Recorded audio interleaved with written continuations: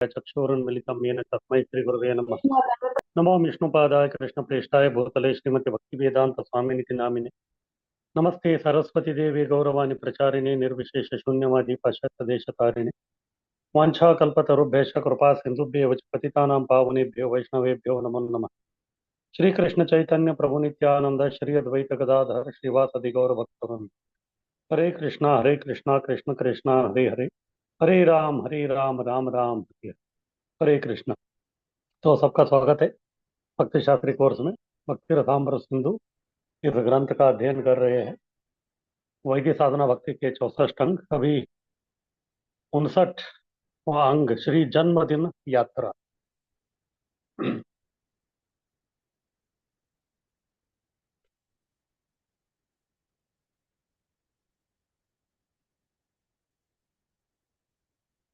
भगवान के लीला संबंधी उत्सवों को मनाना।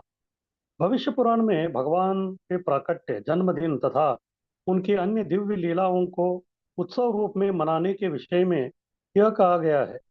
हे जनार्दन कृष्ण, हमें बतलाए कि आपकी माता देवकी देवी ने आपको किस दिन जन्म दिया।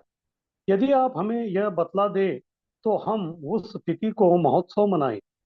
हे केशी के संहारक केशव, हम आपके चरण कमलों पर पूर्ण रूपेण शरणागत है और हम उत्सवों के द्वारा आपको केवल प्रसन्न करना चाहते हैं। भविष्य पुराण का यह कथन इसकी प्रमाण है कि भगवान के विविध उत्सवों को मनाने से भगवान अवश्य ही प्रसन्न होते हैं। तो इस प्रकार से भगवान के जो जन्मदिन है, भले अलग अलग प्रकार का अवतार का क्यों ना हो, उसको जो हमको मनाना चाहिए। तो क्यों मनाना चाहिए, क्या जरूरत है ये सब मनाने का? क्योंकि भगवत गीता में कृष्ण जो है तो बताते हैं, चौथे अध्याय का 9वें श्लोक में, जन्म कर्म च मे दिव्यम एवं योति तत्वतः त्यक्त्वा देहम पुनर्जन्म नैति मामेति स्वर्जन। जो व्यक्ति मेरा जन्म और कर्म को जानता है तो व्यक्ति का पुनर्जन्म नहीं होता। इसीलिए यदि अगर किसी व्यक्ति को इस जन्म मृत्यु का चक्र से बाहर निकलना है तो फिर उस व्यक्ति को भगवान के जन्म के बारे में, उनके लीलाओं के बारे में जो है उनको श्रवण करना चाहिए। और ये इतना मधुर और दिव्य है कि व्यक्ति को जो है इस 84 लाख योनि का जन्म मृत्यु का चक्र से जो है बाहर निकाल देता है। तो सबसे पहला कारण ये है कि ये हमको जन्म और मृत्यु से बाहर निकालता है। इसीलिए जो हमको ये जन्मदिन जो है वो मनाना है। उसके बाद दूसरी बात ये है कि ये कृष्ण का उद्धव के लिए आदेश भी है। श्रीमद् भागवत के 11वें स्कंद के 27वें अध्याय के 50वां श्लोक में कृष्ण बताते हैं, मदर्चा संप्रतिष्ठाप्य मंदिरम कारये दृढ़म पुष्णो धानानि रम्यानि पूजा यत्रोत्सव श्रितान। तो इसलिए इधर कृष्ण उद्धव को बता रहे हैं कि भक्त लोग जो है वो वह अर्च विग्रह का जो है प्रतिष्ठापना बड़े बड़े मंदिरों में करना चाहिए। फिर उनका जो पूजा के लिए जो भी योग्य है उसके लिए जो है कोई एक बगीचा बनाना चाहिए, ताकि हर दिन जो है भगवान का पूजा पाठ सब कुछ जो है उधर हो जाए। इस प्रकार करने से जो है भगवान बहुत ही सुप्रीत हो जाते हैं, यानी कि संतुष्ट हो जाते हैं। उसके बाद तीसरा कारण ये है कि ये भगवान का जो उत्सव है वो मनाने से जो हमको कई सारे लाभ प्राप्त होते हैं। जैसे श्रीमद् भागवत का यही जो कृष्ण और उद्धव का ये संवाद चल रहा है उसके आगे वाला श्लोक में बोलते हैं, ये है 11वें स्कंद का 27वें अध्याय का 51वां श्लोक। पूजादीनां प्रवाहार्थम महापर्वस्वथा सहन ते त्राप पुरग्रस्तान दत्वा मस्तार्ष्ट्रे सामिवान। तो इधर बता रहे कि जो व्यक्ति भगवान का जो है अर्च विग्रह को स्थापना करके उनका पूजा करता है और उपहार देता है अलग अलग प्रकार के अर्च विग्रह को, तो फिर उस व्यक्ति को जो है भगवान तार्ष्ट्री, तार्ष्ट्री का मतलब भगवान जितना ही जो है उनको ऐश्वर्य या संपत्ति जो है वो प्राप्त होता है। इसलिए हम लोग देखते हैं भारत के बहुत सारे जो मंदिरों में जो है भगवान के लिए जो बहुत सारे बहुमूल्य उपहार देते हैं। और उपहार देने में जो है तिरुपति का जो मंदिर है वो नंबर 1। उधर जो है कई सारे लोग अलग अलग प्रकार के धन फिर बाद में हीरे जवाहरा सोना चांदी सब जो है वो अर्पण।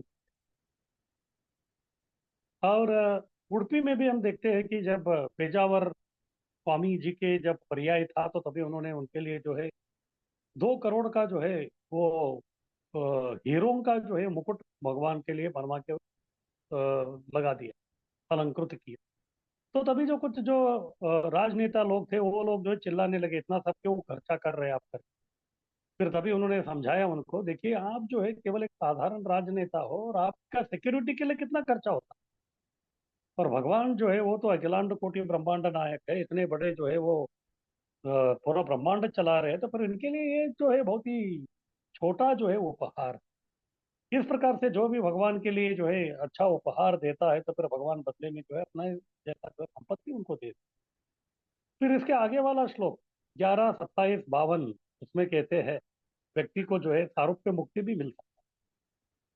प्रतिष्ठा सार्वभौमम सद्यना भुवनत्रयम पूजादिना ब्रह्मलोकम त्रिभीर्भवातामियां।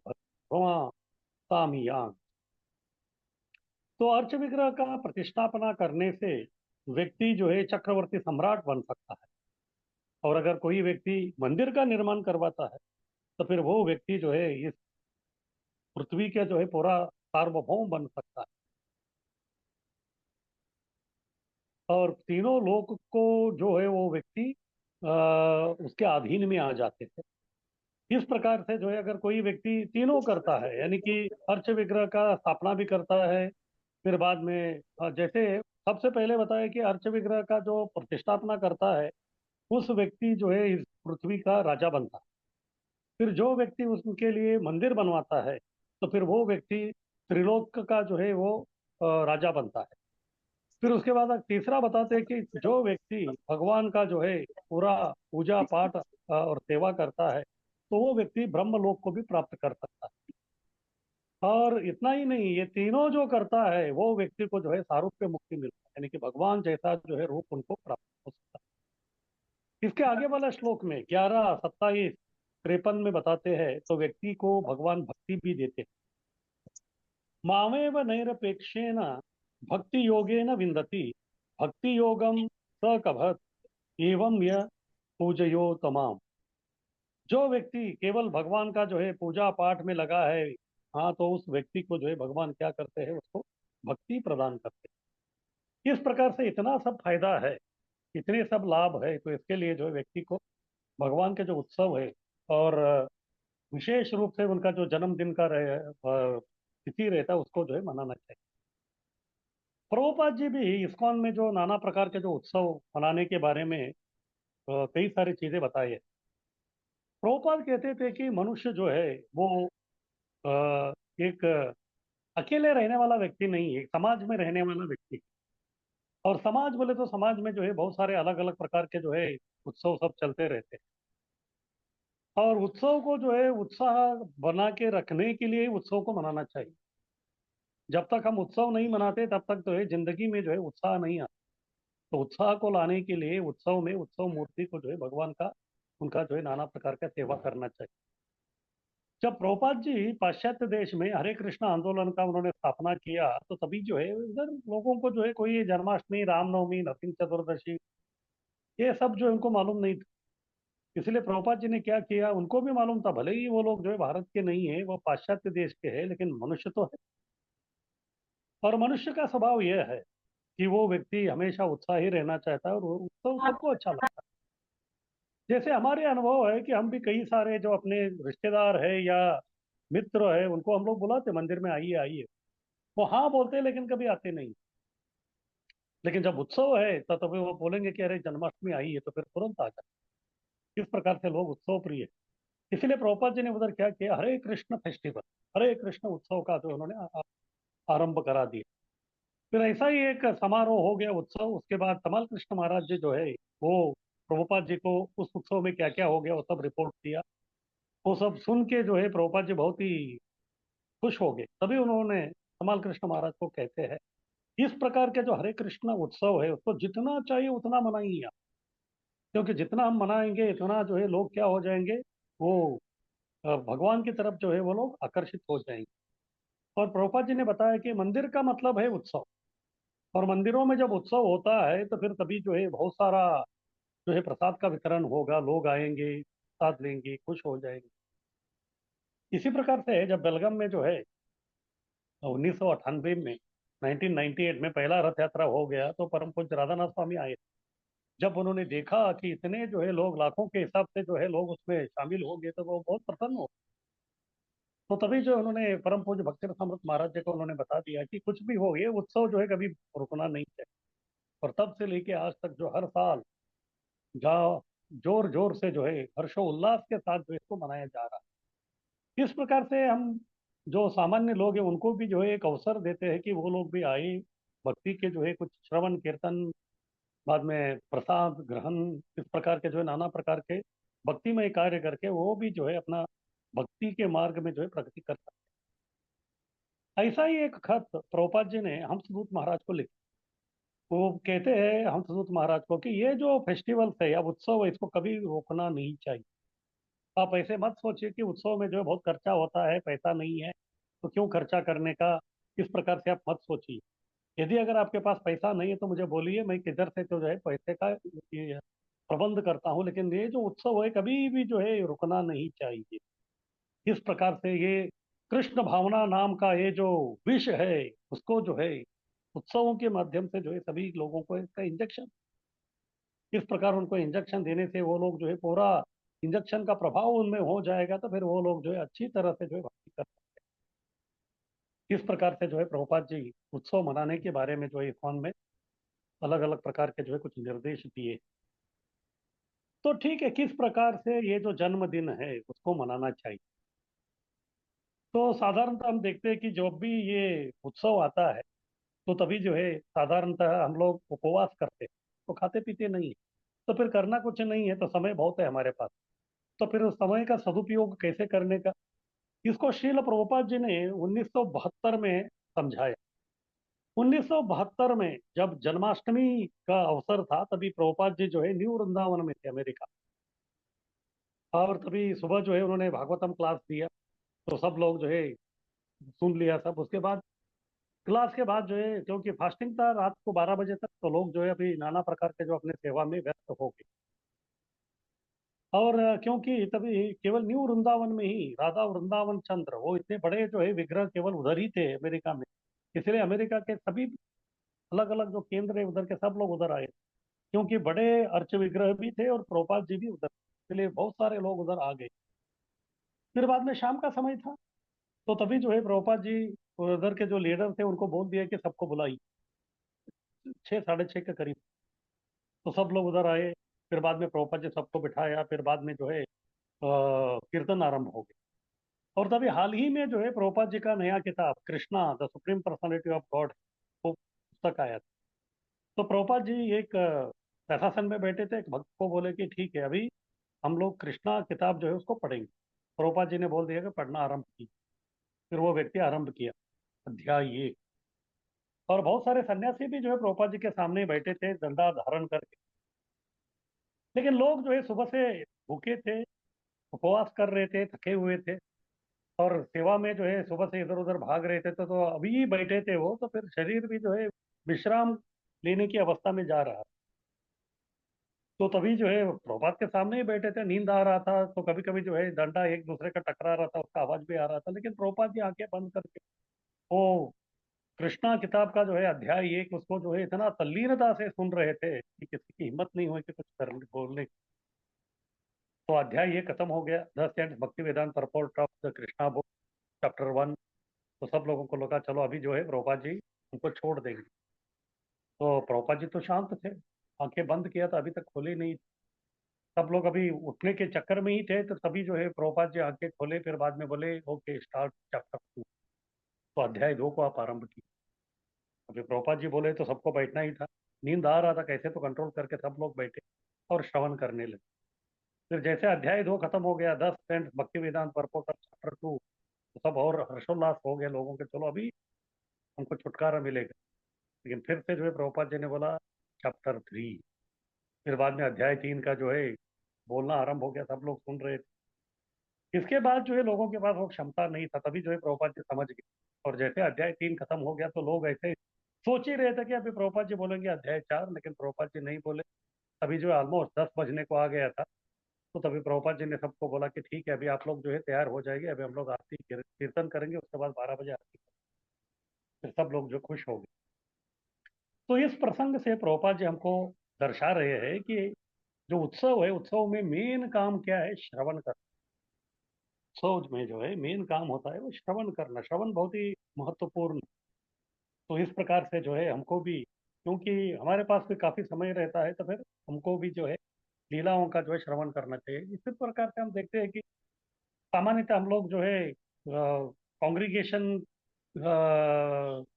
वाले सब मंदिर है, तो कांग्रेगेशन वाले जो है दिन में नहीं आते उत्सव मनाने के लिए, तो शाम को ही आते हैं। तो सुबह भी एक क्लास होता है, शाम को भी एक क्लास। इस प्रकार से अधिक मात्रा में जो है हम लोग भगवान के जो लीला है उसके बारे में हम लोग, हाँ, श्रवण जो है वो लोग हम लोग कर सकते हैं।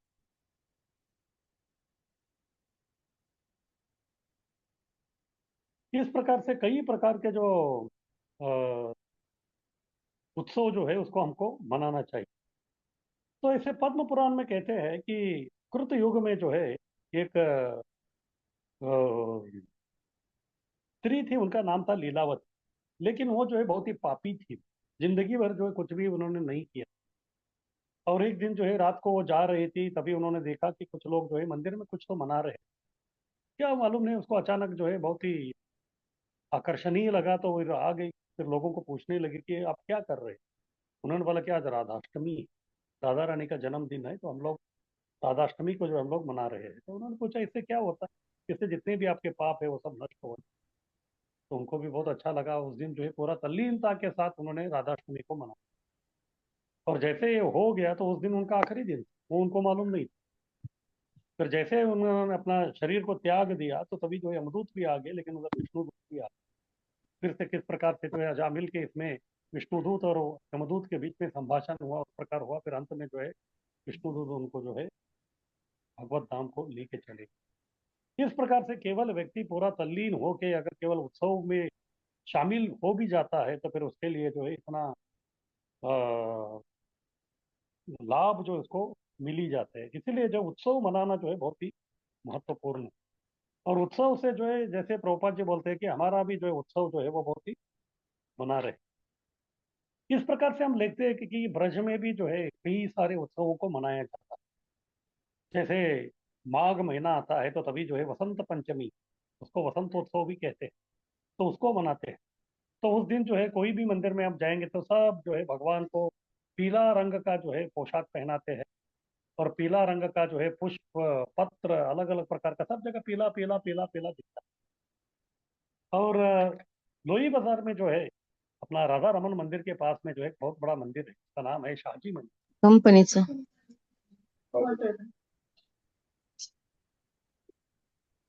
तो शाहजी मंदिर है, तो शाहजी मंदिर में जो है कई सारे कमरे हैं।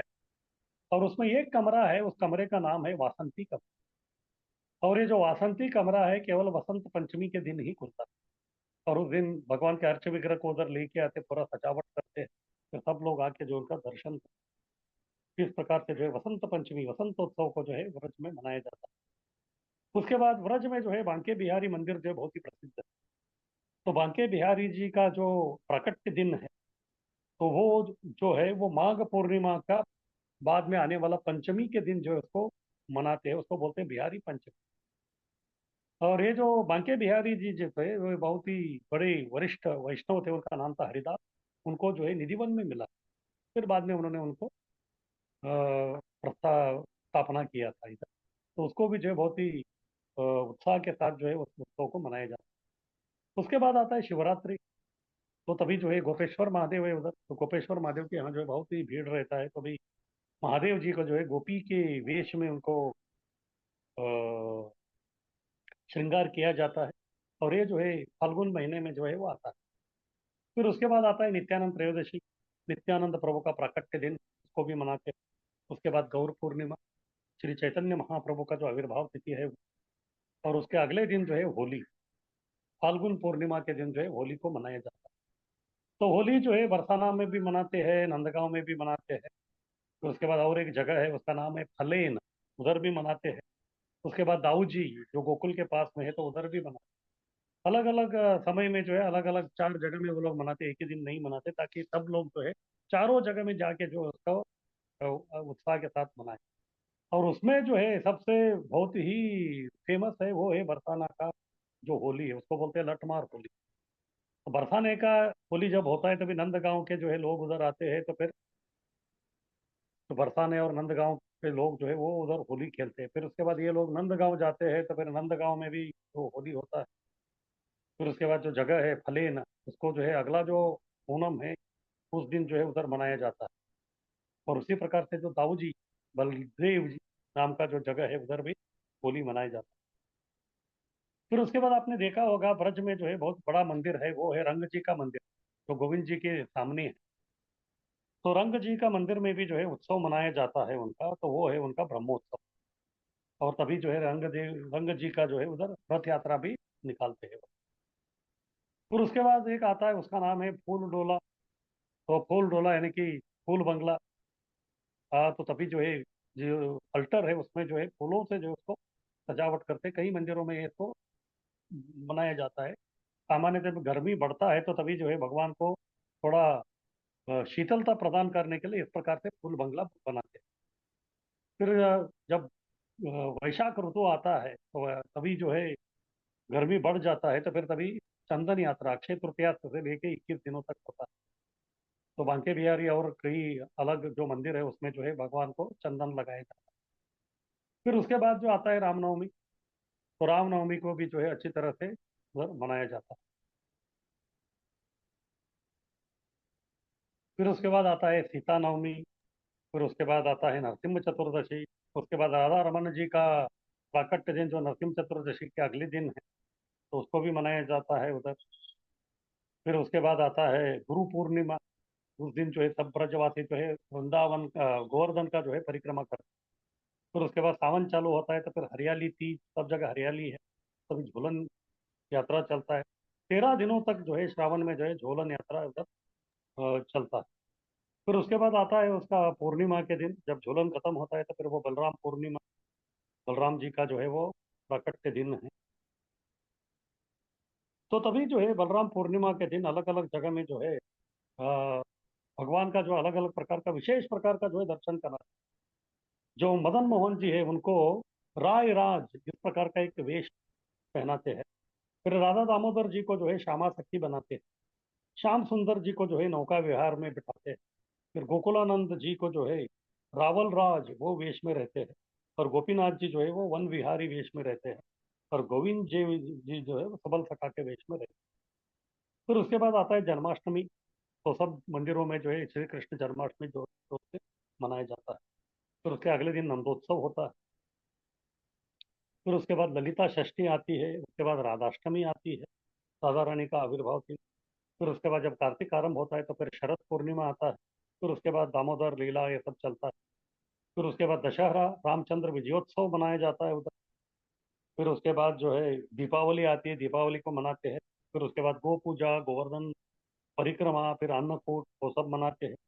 फिर पुष्य महीने में जो है पुष्याभिषेक को मनाते हैं। इस प्रकार से कई अलग अलग प्रकार के जो है उत्सव जो भी जो है वृंदावन में वो लोग मनाते हैं। इसी प्रकार से भारत में हम देखते हैं कि कई जो मंदिर है उधर जो है कुछ नहीं तो कम से कम उनका जो प्राकट्य दिन है, जो ब्रह्मोत्सव, उसको मनाते हैं। जैसे तिरुपति का जो ब्रह्मोत्सव है कई दिनों तक चलता है। सबसे बड़ा ब्रह्मोत्सव जो है वो होता है हमारा जगन्नाथपुरी, जिस दिन स्नान पूर्णिमा रहता है। तो पूर्णिमा के दिन जो है वो उस दिन जो है बलराम जी का जगन्नाथ जी का प्राकट्य दिन है, तो उस दिन से उनका ब्रह्मोत्सव आरंभ होता है। उसके बाद जो है वो बीमार होते हैं 15 दिनों तक। फिर उसके बाद जो है वो रथ यात्रा के लिए तैयार होते हैं। फिर बाद में 7 दिन के लिए गुंडीचा में चले जाते हैं, उसके बाद फिर वापस आते हैं। तो लगभग 1 महीना ब्रह्मोत्सव चलता है। इतना लंबा ब्रह्मोत्सव जो है और किधर भी जो है वो होता नहीं। इस प्रकार से जो है अलग अलग प्रकार के मंदिरों में अलग अलग प्रकार का जो है उत्सव तो रहते ही। इसी प्रकार से प्रभुपाद जी ने भी कहा कि हमको इस्कॉन में जो है अलग अलग प्रकार के जो है उत्सवों को हमको मनाना चाहिए। किसी का कुछ प्रश्न है तो पूछ सकते हैं।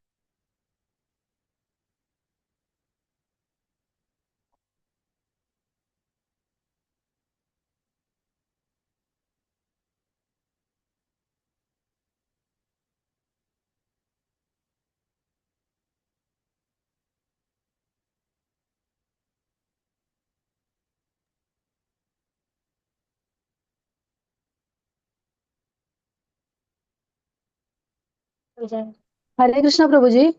हाँ बोली. प्रभूजी, आपण बऱ्याच वेळेला गौर पौर्णिमेचा वगैरे उपवास करतो. तर त्यावेळेला हाँ. संध्याकाळी प्रभूजी फास्टिंगचं खिचडी खायची की तो उपवास तिथंच ब्रेक करायचा असतोय प्रभूजी? देखिए, जब ये विष्णु तत्व का सब आता है, जैसे जन्माष्टमी है, फिर बाद में गौर पूर्णिमा है, तो तभी जो है हमको जो है एकादशी का प्रसाद ही लेना है. जब तक उनका वो प्राकट्य का समय नहीं आता तब तक. ये पूर्णिमा यानी कि ये चंद्रोदय तक है. जैसे चंद्रोदय होता है उस दिन, उसके बाद जो है आप एकादशी का प्रसाद ले सकते हैं. नरसिंह चतुर्दशी को भी हम लोग एकादशी का प्रसाद लेते हैं, और जन्माष्टमी को भी हम लोग एकादशी का प्रसाद लेते हैं.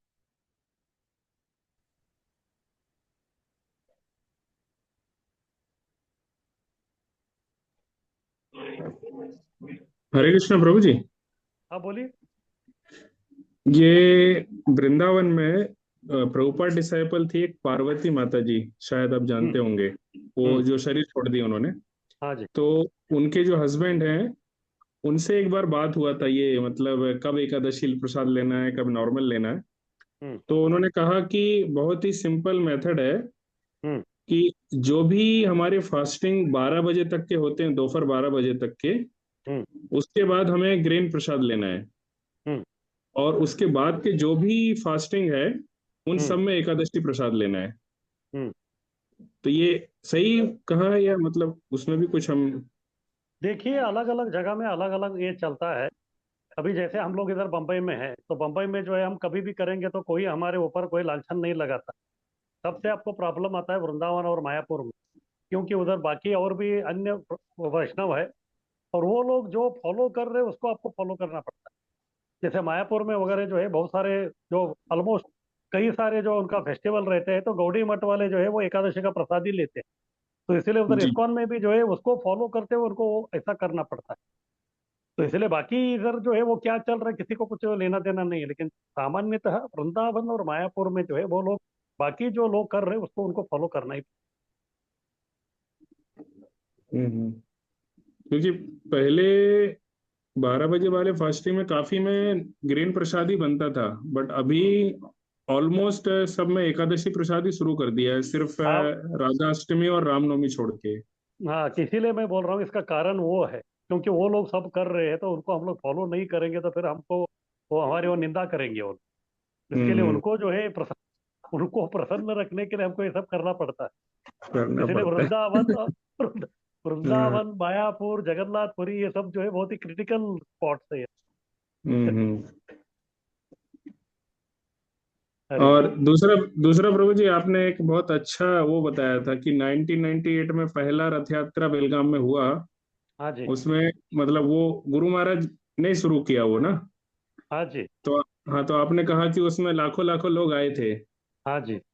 तो हमारा विनम्र निवेदन है कि हर बार महाराज क्यों नहीं जाते फिर, तो और लाखों की जगह करोड़ों हो जाएंगे फिर। क्या है आज, नहीं आजकल क्या है, महाराज का स्वास्थ्य ठीक नहीं रहती.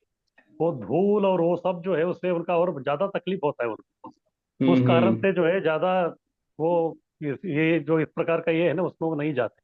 अगर जाएंगे तो फिर कम से कम और 7 दिन लगेगा उनको ठीक होने के लिए. अभी वो हाँ सेहत ये। उनका नहीं रहा. वो जी सेहत जी। अभी उनका नहीं रहा, तो वो भी अभी वो समझ चुके हैं.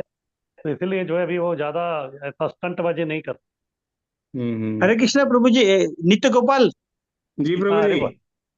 वृंदावन में बैठ के प्रार्थना करो। बेलगाम में राधानाथ स्वामी आए, हम इधर से अरे प्रार्थना करते हैं, आप भी करो अरे, तो महाराज प्रार्थना आएंगे। मतलब क्या, मेरे हृदय के अंदर अभी जैसे प्रभु जी ने बोला तुरंत आया कि महाराज जब गए तो 1 लाख लोग आया, तो हर बार जाएंगे तो 2 लाख, 3 लाख, 4 लाख, 5 लाख ऐसे बढ़ता ही जाएगा। लेकिन हमारी हालत क्या होगी फिर 2-3 लाख लोग आए तो?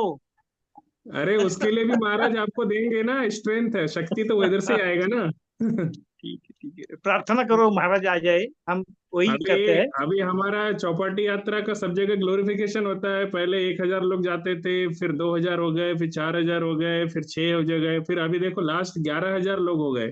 फिर भी कितना अच्छे से मैनेज कर रहे हैं ना भक्त लोग। तो कितना ठीक है, स्ट्रेंथ किधर से आ रहा है। आप हाँ। प्रार्थना करो, प्रार्थना करो, आपकी प्रार्थना स्वीकारेंगे और महाराज आ जाएंगे। चौपाटी वाले भक्त लोग सोर्स को पकड़ के बैठे हैं एकदम। हरी बोल. हरी बोल। हरी बोल. हरे कृष्णा प्रभु जी। हाँ बोलिए।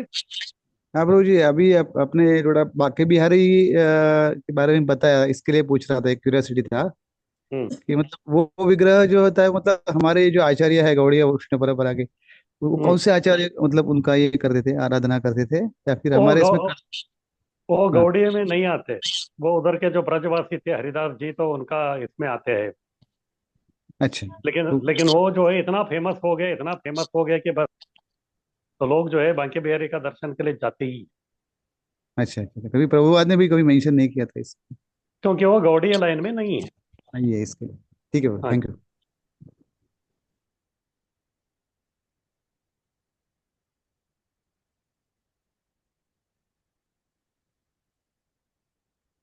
और किसी का कुछ कहना है?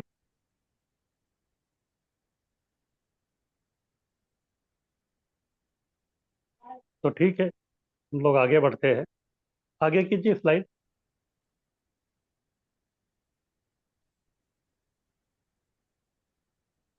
तो अभी लास्ट में जो है 5 अभी बचे हैं, ये बहुत ही शक्तिशाली अंग है।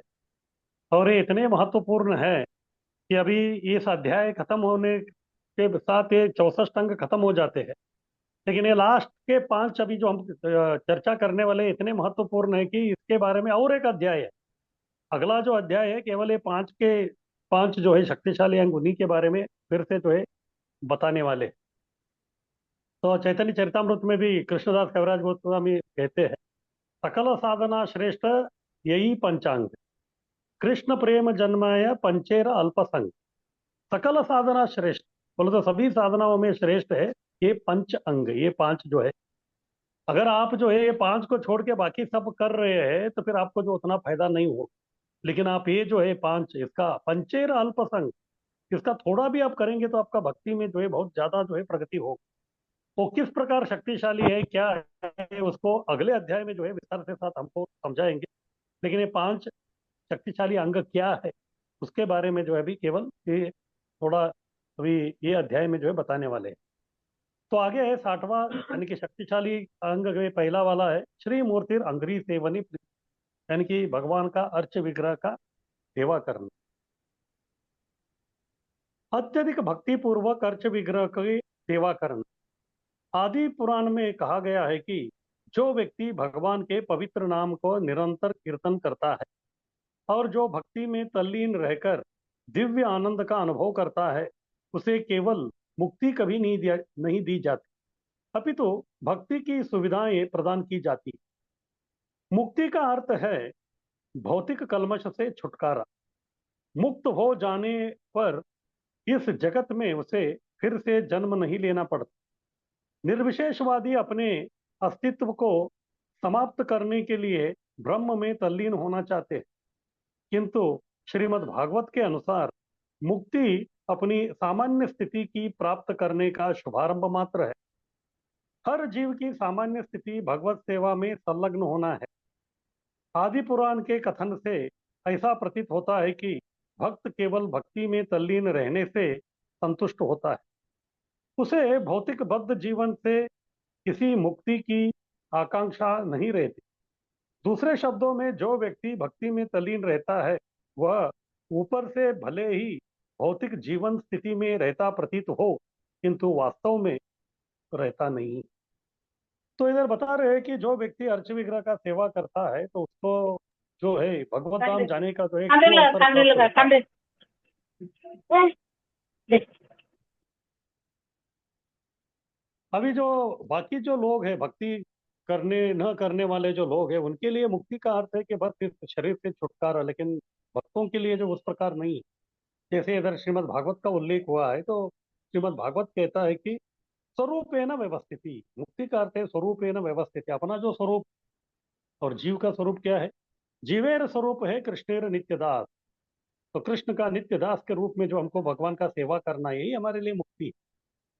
क्योंकि ये शरीर छोड़ने के बाद जब हम लोग गोलोक वृंदावन भी जाएंगे तो फिर उधर जाके क्या करेंगे? उधर पे हमको यही सेवा करनी, वही स्वरूप में हम लोग उधर रह के इस प्रकार से जो है वही सेवा हम लोग करते रहेंगे। इसीलिए जो यही महत्वपूर्ण है हमारे लिए कि हम लोग जो है अपना स्वरूप को प्राप्त करें, यानी कि जीवेर स्वरूप है कृष्णेर नित्यदास। इस प्रकार से ये अर्च विग्रह का जो सेवा है उसको अर्चनम कहते हैं, ये जो है बहुत ही महत्वपूर्ण है।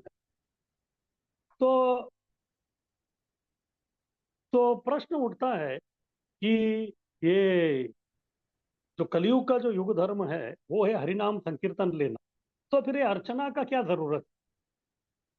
तो अर्चना का तो कोई जरूरत नहीं है, हम जो है केवल नाम ले लेंगे, ऐसा जो है कुछ लोगों का विचार हो सकता है। लेकिन हमको देखना पड़ेगा कि भगवान का इच्छा क्या है, ये अर्च विग्रह का सेवा के बारे में भगवान क्या कहते हैं। तो जैसे भगवत गीता में ही कृष्ण कहते हैं, जैसे 9वें अध्याय का 34वां श्लोक है, ये श्लोक 2 बार आता है भगवत गीता में। तो उसमें वो बोलते हैं कि मद्याजीमाम नमस्कुरु, मन मना भव मद भक्तो, मद्याजीमाम नमस्कुरु। मद याजी, याजी का मतलब मेरा अर्चन पूजन करो। ये भगवत गीता जो है 18 अध्याय का है। 9वां अध्याय जो है बीच में इंटरवल है, तो उसके अंत में भी वही बोलते हैं। फिर 18वें अध्याय में जब भगवत गीता पूरा संपन्न करना है तो तभी भी वही बोलते।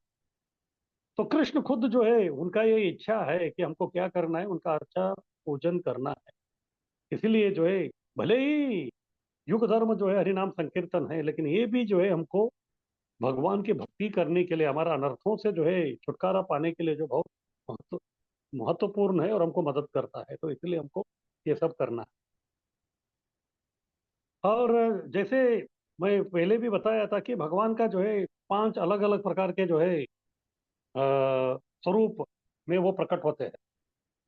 तो सबसे पहला है, उसको कहते हैं पर। पर यानी कि जो साक्षात भगवान जो गोलोक वृंदावन में रहते हैं, वो वाला उनका जो रूप है, वो श्याम सुंदर रूप, हाँ, जो गोलोक में है। लेकिन वो जो है हमारे पहुंच के बाहर है। हाँ, वो जो है हमारे पहुंच के बाहर है, हम उनको जो है वो पकड़ नहीं सकते। एक क्षीर सागर के समान क्षीर सागर है, लेकिन क्षीर सागर जो है हमारे पहुंच तक वो नहीं है। उसके बाद दूसरा है भगवान का मैनिफेस्टेशन, उनका प्राकट्य, उसको कहते हैं व्यू।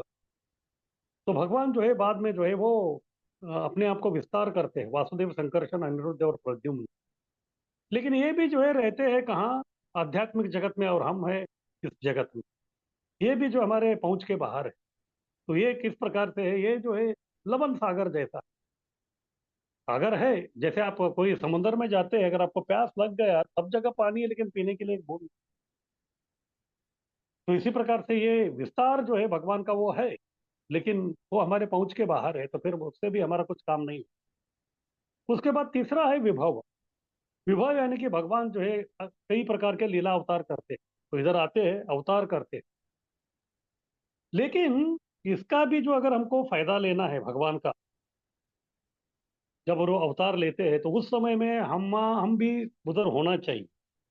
अगर भगवान ने जो है कोई द्वापर युग के अंत में जो है अवतार लिए हैं, तो उस समय में जो है हम भी होना चाहिए, तो उससे जो हमको फायदा होगा। अगर भगवान जो है द्वापर युग के अंत में जो है अपना अवतार लेके चले गए, उसके बाद हम कलयुग के आरंभ में हमारा जन्म हो गया, तो उसका कुछ फायदा नहीं है। ये किस प्रकार से है? ये अ, बरसात का जो पानी है उस प्रकार से है। बरसात का पानी जो है हमको केवल बरसात के समय में ही मिलता, ठंडी के मौसम में या फिर गर्मी के मौसम में वो नहीं मिलता। तो इस प्रकार से ये भी जो है भगवान आते हैं जाते हैं, लेकिन उस समय में हम नहीं रहेंगे, तो फिर हमको उसका फायदा नहीं होगा। उसके बाद चौथा है भगवान का विस्तारित अंश, वो है अंतर्यामी। भगवान जो है परमात्मा के रूप में हमारे हृदय में ही विराजमान है, लेकिन वो दिखते नहीं है। अभी परमात्मा अंदर है, उनका पूजा करना, उनको भोग लगाना, इतना वो आसान काम नहीं है। ये किस प्रकार से है? जैसे भूमि के अंदर का जो पानी रहता है, जिधर हम खड़े हैं उसके नीचे ही पानी है, लेकिन हमको दिखता नहीं है और हम प्यासा ही रहते। इसी प्रकार से भगवान का ये जो अंतर्यामी स्वरूप जो है परमात्मा का, वो हमारे हृदय में है, लेकिन वो भी जो है हमारे पहुंच तक नहीं है। उसके बाद पांचवा है, वो है अर्चा, यानी कि अर्च विग्रह। ये पांचों में जो है केवल अर्च विग्रह ही एक है जो हमारे पहुंच में है, और हम जो है भगवान का उस माध्यम से जो है भगवान का पूजा पाठ सब कुछ कर सकते हैं। यानी कि कहने का तात्पर्य ये है कि ये जो है एक तालाब के समान है। मेरे घर के बगल में जो बहुत बड़ा सुंदर तालाब है, उसका पानी कभी भी मैं उसका इस्तेमाल कर सकता हूँ। इसी प्रकार से अर्च विग्रह मेरे घर में है, या मेरे मंदिर में है, मंदिर बगल में है, तो जब चाहिए तभी जो है मैं भगवान का सेवा करता। तो इसका अर्थ ये है कि भगवान अर्च विग्रह के माध्यम से जो इधर प्रकट होते हैं उनका केवल एकमात्र उद्देश्य है हमारा सेवा स्वीकार करना। केवल हमारा सेवा स्वीकार करने के लिए ही वो अर्च विग्रह के रूप में जो है इस धरातल पे, इस पृथ्वी पे वो आते हैं। जैसे हमको मालूम है, मान लीजिए हम लोग बम्बई में रहते हैं, तो बम्बई में जो है कुछ इलाके हैं, तो उधर जो है बहुत ही बड़े बड़े मिलियनर, अरबोपति खरबोपति लोग रहते हैं। और कुछ ऐसे भी जगह है झोपड़पट्टी वाला धारावी जैसा, तो उधर जो है बस लोग जो है वो बहुत ही गरीब है। अगर कोई व्यक्ति धारावी में रहता है, झोपड़पट्टी में रहता है, अगर वो चाहेगा कि मान लीजिए अभी जो है अंबानी है वो मेरे घर पे आए, ऐसा हो सकता है क्या? ऐसा नहीं हो सकता। वो उधर जाएगा क्यों? इसी प्रकार से भगवान कौन है? भगवान है अखिलांड कोटि ब्रह्मांड नायक, और वो रह रहे गोलोक वृंदावन में। गोलोक एवं निवसति अखिलात्म भूत। गोलोक में रह के वो बहुत ही आनंद में है उधर। उनको इस पृथ्वी में आने का कोई जरूरी नहीं है। पृथ्वी क्या है? पृथ्वी जो है कचरा पेटी जैसा है। जो आध्यात्मिक जगत में जो भगवान के साथ द्वेष करते हैं वो लोगों को जो है पूरा इकट्ठा करके एक कचरे के पेटी में डाल दिया है। तो भगवान क्यों आएंगे इधर? लेकिन मान लीजिए जो धारावी में रह रहा है वो व्यक्ति जो है अंबानी का जो है खास रिश्तेदार है या फिर वो कोई मित्र है। अगर वो बुलाएगा तो उसका प्रेम के खातिर, उसका मित्रता के खातिर उनको आना ही पड़ता। इसी प्रकार इस धरातल पे, इस भौतिक जगत में जब भक्त लोग जो है भगवान को पुकारते हैं तो तभी जो है भगवान को आना ही, हाँ, भगवान को जो है वो आना ही पड़ता। कभी कभी लोग बोलते हैं, ऐसे ही ताने मारते हैं कि अरे हमको भी जो है भगवान का सेवा करना है, लेकिन क्या करें, मजबूरी है। तो उनको पूछिए क्या मजबूरी है, तो वो बोलते हैं कि हम यहाँ हैं और भगवान वहाँ है, और यहाँ से हम वहाँ जो है उनको कैसे सेवा कर सकते? ये तो नहीं हो सकता, इसलिए मैं भगवान का सेवा करना नहीं चाहता। लेकिन ऐसा नहीं है। मान लीजिए पिता और पुत्र है। पिता जो है बहुत ही लंबे है, 7 फुट वाले, और पुत्र जो है 2.5-3 फुट का है। अभी पुत्र को जो है कुछ चाहिए था, क्या चॉकलेट चाहिए। अभी उसको चॉकलेट चाहिए तो फिर वो मिलेगा दुकान में। अभी दुकानदार जो है उनका कोई रिश्तेदार नहीं, वो ऐसे ही थोड़ा ही देगा उनको। तो इसलिए पैसा चाहिए, तो पैसा चाहिए, तो पैसा किसके पास मिलेगा? पिताजी के पास। तो इसलिए वो जो बालक है वो पिताजी के पास चले जाए। पिताजी भी उनसे जो है बहुत ही प्रेम करते हैं, स्नेह है, तो फिर वो पैसा दे दे। फिर बाद में वो पैसा लेके आ जाता है दुकान में। वो अभी अपने लिए जो एक चॉकलेट खरीदता है, लेकिन पिताजी के प्रति जो उनका स्नेह है इसलिए वो एक नहीं दो खरीदता है। और एक जो है अपने पास रखता है और दूसरा लेके आता है। फिर बाद में पिताजी के सामने खड़ा है। फिर बाद में जो है चॉकलेट खोला, फिर बाद में इसका हाइट कितना है? 2-2.5 फुट। और हाथ ऊपर करेगा तो और एक 3 फुट। लेकिन पिताजी का हाइट जो है 7 फुट है, यानी कि उनका जो मुंह है वो 6.5 फुट में है।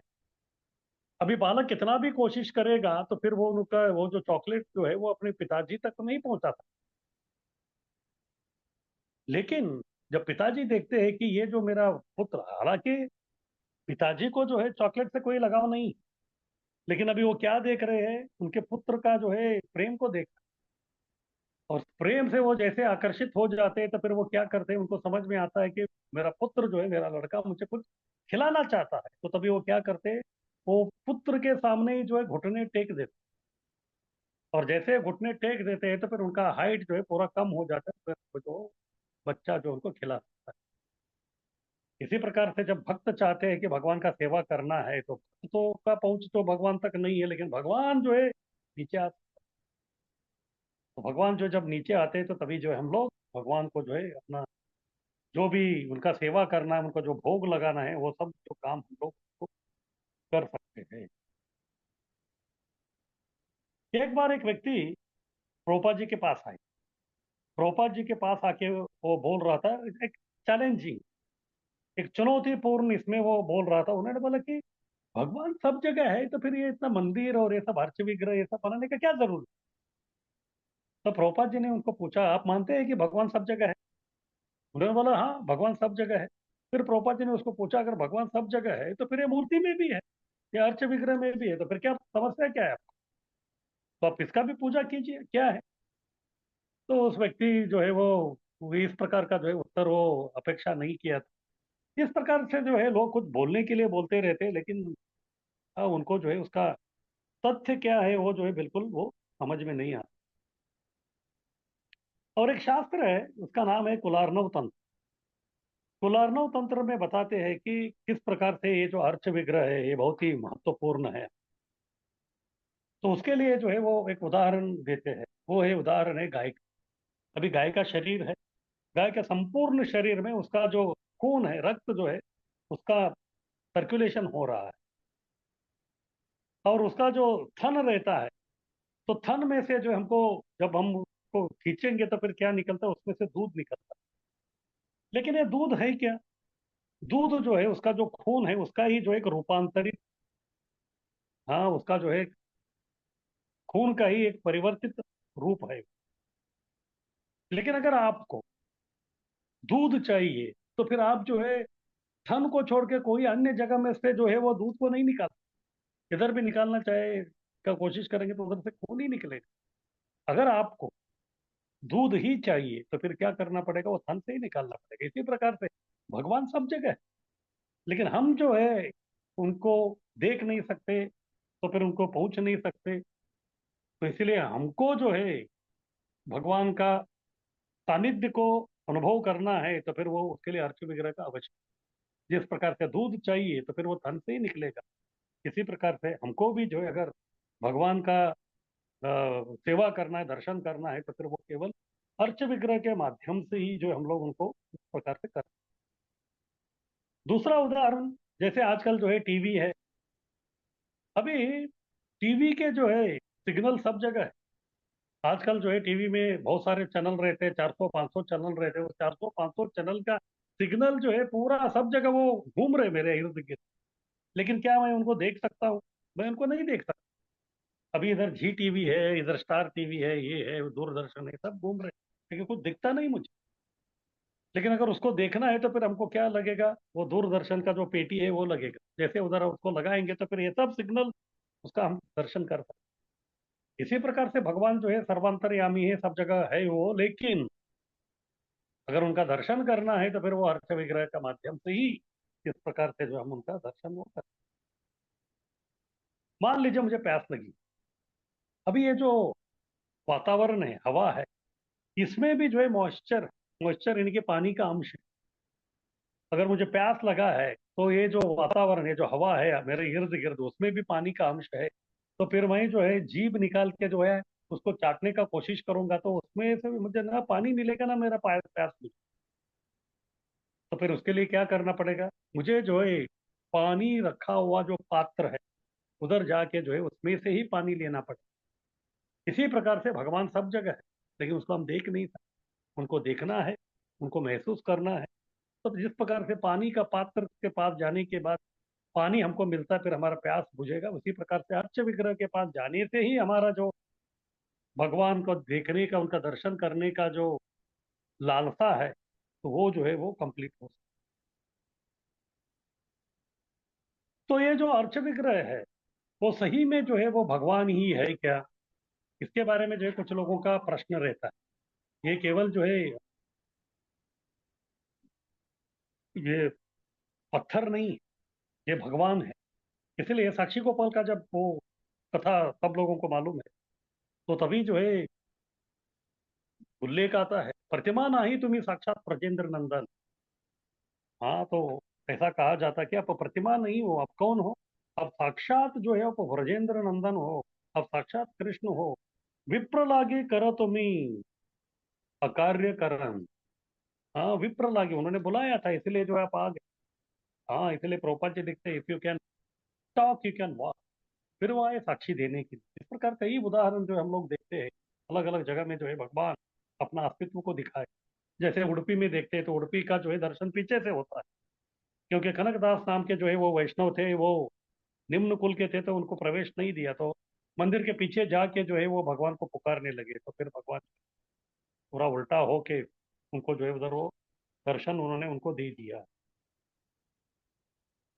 फिर बाद में खीर चोर गोपीनाथ का भी देखते हैं, तो माधवेंद्रपुरी के लिए जो उन्होंने खीर की चोरी कर।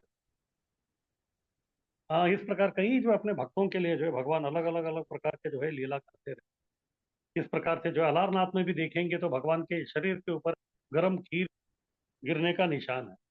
तो एक भक्त जो है उनको ऑफर कर रहे थे, उनके पिताजी ने देखा तो हड़बड़ाए गए, तो फिर बाद में जो है वो गिर गया था उनका। आज भी जो है अलारनाथ, हाँ, उनके जो शरीर है अर्च विग्रह का, उसमें जो है वो निशान उधर जो है वो दिखते हैं। इस प्रकार भगवान जो है हमेशा भक्तों का सेवा करने के लिए, उनके साथ आदान प्रदान करने के लिए नाना प्रकार के जो है रूप को वो धारण करते हैं।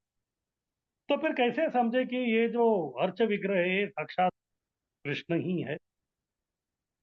अगर मान लीजिए मैंने जो है आप लोगों को जो है कोई एक न्यूज़पेपर का, हाँ, जो कागज है वो दे दिया, फिर मैं उसको बोलूंगा कि उसको फाड़ो, आपको क्या है, वो तो बस कागज है, उसको आप फाड़ देते।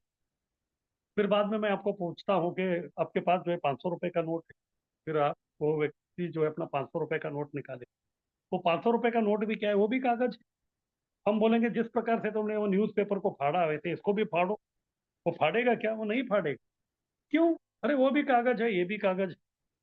लेकिन ये जो कागज है नोट 500 का, उसमें जो है रिजर्व बैंक का गवर्नर ने हमको वचन दिया है कि वो हमको 500 रुपए अदा करने का वचन देता, क्योंकि उसके ऊपर जो है सरकारी मोहर है, तो इसलिए जो उसका वैल्यू बढ़ता है। इसी प्रकार से बहुत सारे शिला है, लेकिन सब शिला जो है वो भगवान नहीं है। लेकिन जो आचार्यों से प्रधान प्रतिष्ठापित जो मूर्ति है, तो वो जो उसमें जो विशेष प्रकार का शक्ति का संचार होता है, तो फिर वो जो है वो विशेष होता है और उसमें भगवान का जो है सानिध्य रहता है। अगर कोई व्यक्ति मंदिर में आता है तो मंदिर में वो देखता है कि मंदिर पूरा मार्बल का बना हुआ है, मंदिर का जो फ्लोर है वो मार्बल का है, मंदिर के जो खंबे है वो मार्बल का है, ऊपर भी मार्बल है, दरवाजे भी मार्बल के हैं, अल्टर जो है वो भी मार्बल का है, फिर बाद में जो भगवान का जो अर्च विग्रह है वो भी मार्बल है। तो सब मार्बल है, तो फिर केवल वो जो भगवान का विग्रह वाला मार्बल है उसको हम लोग पूजा करते, बाकी नहीं करते। क्यों? क्योंकि उसमें जो है एक प्रकार का शक्ति का संचार हो रहा है। मान लीजिए कोई एक फैमिली, उनके घर में जो है 4 लोग रहते हैं और घर में जो है ज्यादा जगह नहीं है, तो इसीलिए वो लोग क्या करते हैं, अपना घर का जो टेरेस है, टेरेस के सामने जो है एक 2 लाइन डाल दिया है कपड़ा सुखाने की। तो 4 लोगों का जितना है उतना जो है वो 2 लाइन में जो है वो सब हो जाता है। और उनके घर में जो है कुछ अतिथि लोग आ गए और 4 लोग, अभी 8 लोग हो गए। 8 लोगों का जो कपड़ा है अभी सुखाना है। तो फिर जो है वो आते हैं, फिर देखते हैं कि 2 तार है उनका, 2 तार में उनके कपड़े हो गए, अभी बाकी लोगों का क्या करेंगे? फिर देखते हैं कि सामने जो और 3 तार है, सामने जो और 3 तार दिख रहे हैं, तो चलो ये 3 तार का हम इस्तेमाल करेंगे करके जैसे जो है कपड़ा डालने के लिए उधर जाएंगे, तो फिर क्या हो जाएगा, उनको झटका लगेगा। क्यों? क्योंकि वो जो इलेक्ट्रिसिटी के 3 लाइन है। अभी सामान्य व्यक्ति को दिखेगा कि ये भी तार है और वो भी तार है, तो दोनों में अंतर क्या है? ये हमारे जो तार है उसको जो है हम लोग कोई इलेक्ट्रिसिटी का जो है उसको संपर्क नहीं है, उसमें जो है कोई विद्युत का जो है कोई संचार नहीं है। लेकिन वो जो तार है 3, जो सरकारी तार है, उसमें जो है शक्ति का संचार है, क्योंकि उसका कनेक्शन जो बिजली का निर्माण करने का जो जनरेटर है उससे वो कनेक्टेड है। इसी प्रकार से मंदिर में जो है सब मार्बल है, लेकिन वो सब मार्बल में जो है वो शक्ति का संचार नहीं है, केवल वो जो मूर्ति है उसमें जो है प्राण प्रतिष्ठा के समय उसमें जो एक प्रकार का विशेष प्रकार का शक्ति का संचार जो आचार्यों ने किया है, भगवान से निवेदन किया है कि आप इसमें आ जाइए, हम आपका सेवा करना चाहते हैं। और एक उदाहरण, अगर पुराने जमाने में अगर किसी को जो है खत लिखते थे, फिर खत लिखने के बाद जो है अगर उसको दूसरे को पहुंचाना है, तो फिर जो है वो पोस्टल डिपार्टमेंट का जो है अधिकृत जो पोस्ट बॉक्स रहते थे उसमें डाल। कभी कभी आपने देखा होगा कि हर बहुत सारे जो लोग रहते थे उनका गेट के ऊपर भी एक लेटर बॉक्स रहता। अगर किसी ने जो वो लेटर बॉक्स में डाल दिया तो फिर वो जो है गंतव्य स्थान तक नहीं जाए। अगर आपका खत जो है वो गंतव्य स्थान तक पहुंचना है, तो फिर क्या करना पड़ेगा आपको? वो लाल रंग वाला जो डब्बा है, हाँ, पोस्टल डिपार्टमेंट का, तो उसी में आपको डालना पड़ेगा, तब जाके वो जाएगा। तो इसी प्रकार से अगर हमको भी जो है कुछ निवेदन करना है भगवान से, तो फिर ये अर्च विग्रह जो उस प्रकार का अर्च विग्रह जो है इस प्रकार का माध्यम उनको किया, तो फिर वो डायरेक्ट भगवान को जो है वो सब सेवा जो है वो पहुंच जाए। और ये हो गया अर्च विग्रह के बारे में। इसमें जो है प्राण प्रतिष्ठा करना पड़ता और भी कुछ शिला है, उसको प्राण प्रतिष्ठा करने की आवश्यकता नहीं है। वो जैसे शिला निर्माण होते हैं उसमें भगवान का मौजूदगी है, भगवान का अस्तित्व है, वो है शालिग्राम शिला। तो ये जो शालिग्राम शिला है नेपाल के जो है दामोदर कुंड है, मुक्तिनाथ के ऊपर दामोदर कुंड है, जहाँ जो है गंडकी नदी का उगम स्थान है, तो उधर जो है ये शालिग्राम शिला मिलती है। और उसको काट के देखेंगे तो अंदर जो है शंख चक्र गदा पद्म अलग अलग प्रकार के जो है वो पूरा आपको डिजाइन दिखते हैं। तो प्रश्न उठता है कि ये डिजाइन बने कैसे उधर। तो ऐसा कहते हैं कि एक कीड़ा है, उसका नाम है वज्र कीट। तो वज्र कीट जो है वो उस पत्थर के अंदर ही रहता है। फिर उसके वज्र कीट के हृदय के अंदर का जो परमात्मा है उसको डायरेक्शन देते हैं कि इसके अंदर कौन सा डिजाइन बनाना है। फिर उसका जो है सामने जो है एक एक चोंच रहता है। जैसे हमारा सीएनसी मशीन काम करता है ना, तो वैसे वो डिजाइन जो है वो अंदर ही करता है। और उसको जो है प्रतिष्ठापित करने का आवश्यकता नहीं है, वो जो है अपने आप जो है वो प्रतिष्ठापित हो जाता है। फिर आगे विग्रह निर्माण जो है हम कौन से वस्तु से कर सकते हैं, इसके बारे में उद्धव गीता में जो है कृष्ण उद्धव को समझाते हैं। ये है 11वें स्कंद का 27वां अध्याय का जो है 12वां श्लोक है। 8 वस्तु से हम लोग जो है विग्रह का निर्माण कर सकते हैं। एक है शैली, दूसरा है दारुमयी, तीसरा है लौही, चौथा है लप्य, पांचवा है लेख्या, छठा है सैकती, सातवां है मनोमयी, और उसके बाद लास्ट में मणिमयी। पहला है शैली। शैली यानी कि शिला। शिला से हम लोग जो है भगवान का अर्च विग्रह का निर्माण करते हैं। ये तो बहुत ही नॉर्मल है, जैसे मार्बल के जो डीटीज है सब जगह है। उसके बाद दूसरा है दारूमयी। दारू यानी कि लकड़ी, काष्ठ। जैसे हम लोग देखते हैं जगन्नाथ बलदेव सुभद्रा, वो हमेशा जो है लकड़ी की ही रहे। या फिर कुछ गौर निताय राधा कृष्ण, हाँ, जो मायापुर के पास में जो है बांकुरा है, तो उधर भी जो है लकड़ी का भी विग्रह बनाते हैं, उसका भी पूजा हम लोग करते हैं। उसके बाद लौही। लौही यानी कि लोह। कुछ पंच धातु के रहते हैं, कुछ अष्ट धातु के रहते हैं। जैसे हमारे मायापुर के जो पंच तत्व है वो लौही, लोहे का बनाया हुआ है। या फिर सामान्यतः हम लोग देखते हैं बहुत सारे लोगों के घर में भी जो है कुछ मार्बल डीटी रहता है। मार्बल जो है उसका देख रेख करना मुश्किल है, तो फिर लोग जो है ब्रास का डीटी को रखते हैं। उसके बाद में है लप्य। लप्य यानी कि मिट्टी। मिट्टी का जैसे हम लोग देखते हैं, जैसे गणेश का उत्सव आता है तो मिट्टी से जो है गणेश का मूर्ति बनाते हैं, उस प्रकार जो है मिट्टी से भी जो है हम लोग बनाते हैं। फिर गोकुलाष्टमी को भी जो है महाराष्ट्र और ये सब एरिया में हम देखते हैं कि कृष्ण का जो है मिट्टी का जो है वो मूर्ति लेके आके उनका भी पूजा करते हैं। उसके बाद लेख्या। लेख्या यानी कि लेखन, ड्राइंग, भगवान का जो चित्र है। तो ये जो है आजकल फोटो भी हो सकता है। और आजकल जो फोटो बोले तो वो डिजिटल भी हो गया। कुछ लोग जो है मोबाइल पे अपना फोटो जो है उसी उधर ही भगवान को ऑफर करते हैं। तो ये सब लेख्या, लिखा हुआ जो है, उस प्रकार उससे जो है वो होता है। तो जैसे बरसाना में मोर कुटीर है, तो मोर कुटीर में जो है उधर कोई अर्च विग्रह नहीं, लेकिन उधर जो है पेंटिंग है। एक भक्त था, वो अंधा था, उन्होंने जो है राधा और कृष्ण का जो है मयूर नृत्य, हाँ, वो जो है उनको उसका साक्षात्कार हो गया, तो उसका उन्होंने चित्र जो है उधर वो किया। उसके बाद है सैकती। सैकती यानी कि बालू, सैंड। हाँ, जैसे रामेश्वर में जो है सीता मैया ने जो है शिवलिंग बनाया।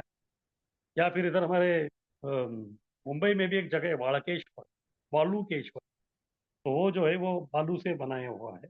तो इस प्रकार सैकती वो भी बना सकते हैं। तो उसके बाद सातवां है मनोमयी। मनोमयी यानी कि बस कोई वस्तु की जरूरी नहीं, आपके मन में ही जो है भगवान का विग्रह का जो है मन से जो है आप निर्माण कर, और मन में ही जो है आप उनका जो है पूजा वगैरह कर। उसके बाद है मणिमयी। कुछ जो मणि रहता है, हाँ, हीरा मोती इस प्रकार का, तो उनको जो है जोड़ के जो है हम लोग उसका भी जो है, या फिर नवरत्न रहता है तो उससे जो है हम लोग उसका भी जो है मूर्ति बना। इस प्रकार से जो है ये सामान्यतः ये जो 8 वस्तु है, इस 8 वस्तु से जो है अलग अलग प्रकार के जो अर्च विग्रह है उनका जो है वो निर्माण होता है। लेकिन ये जो अर्च विग्रह है, ऐसे कहा जाता है कि ये साक्षात जो भगवान कृष्ण है उससे भी जो है बहुत ही करुणाशाली। जब दुर्योधन और विदुर के बीच में जो है बहुत ही झगड़ा हो गया, तो तभी विदुर ने सोचा कि अभी इधर रह के कुछ मतलब नहीं। तो तभी उन्होंने हस्तिनापुर छोड़ने का विचार किया। हस्तिनापुर छोड़ के उनको जो है भगवान का दर्शन के लिए उन्होंने सोचा कि मुझे जाना है, लेकिन तभी साक्षात कृष्ण द्वारका में थे, लेकिन वो द्वारका नहीं गए। वो भारत के अलग अलग प्रकार के जो दूसरे जो तीर्थ क्षेत्र थे उधर गए। उस प्रसंग में प्रभुपाद जी अपने परपोर्ट में लिखते हैं कि वो डायरेक्ट द्वारका में कृष्ण के पास नहीं गए, वो तीर्थ क्षेत्र में गए, क्योंकि अर्च विग्रह जो है साक्षात भगवान से भी जो है बहुत ही करुणाशाली। इस प्रसंग में जो हमको इस प्रकार से ये वो दिखता है। तो कभी प्रश्न उठता है कि ठीक है, इस प्रकार अर्च विग्रह का सेवा करने से क्या फायदा। सबसे पहला फायदा ये है कि हमारे जो अनर्थ है वो सब दूर हो जाते हैं। 6 प्रकार के अनर्थ है हमारे, काम क्रोध लोभ मोह मद मत, ये सब अनर्थ जो है दूर हो जाते हैं। जैसे सबसे पहला है काम। काम जो है वो दूर हो जाता है, या दूर करने के लिए जो है भगवान मदद करते हैं। भगवान जो है स्वयं मदन मोहन है, मदन को ही मोहने वाला है, कंदर्प कोटि कमनीय विशेष तो। जैसे अजामिल के प्रसंग में हम देखते हैं कि अजामिल जो है वो पहले बचपन में जो है वो, क्योंकि वो ब्राह्मण परिवार का था, तो घर में जो है शालिग्राम शिला था। तो प्रभुपाद जी परपोर्ट में लिखते हैं कि हर ब्राह्मण के घर में शालिग्राम शिला रहता था, और वो लोग भगवान का जो है वो स्वरूप का वो पूजा पाठ करते थे। इसका मतलब ये है कि बचपन में अजामिल ने अच्छी तरह से जो है भगवान का अर्च विग्रह का पूजा सब किया था, लेकिन जवानी में जो है वो निकल गया, तो वृद्धाप्य तक ऐसे ही चला। काम की वजह से जो उसका सब पतन हो गया वो अनर्थ के कारण। लेकिन बाद में जो है, क्योंकि पहले ही उसने जो इस प्रकार भगवान का अर्च विग्रह का सेवन किया था, उसके फल स्वरूप उसको अंत में जो है ऐसा हो गया कि उसको प्रेरणा मिली कि उसका जो छोटा बालक था उनको नारायण नाम का नाम रख दिया, फिर नारायण नारायण पुकार रहा था। और उसके कारण जो है उसका काम वासना जो है वो खत्म हो गया। उसके बाद अंत में वो व्यक्ति वो रहता था कान्यकुब्ज, यानी कि आज का कनौज, जो कानपुर से 70 किलोमीटर दूरी पे है। तो उसको छोड़ के वो हरिद्वार में गए, फिर उधर से जो है वो भगवत धाम चले गए। इस प्रकार अर्च विग्रह के करने से जो काम वासना है वो जो है वो भी निकल जाता है। उसके बाद दूसरा है क्रोध। इसका उदाहरण है ध्रुव महाराज। ध्रुव महाराज जो है बहुत ही क्रोधित हो गए थे, क्योंकि उनके सौतेली माँ ने जो है उनके पिताजी के गोदी में बैठने के लिए जो है उन्हें अनुमति नहीं दिया था। बहुत ही क्रोधित।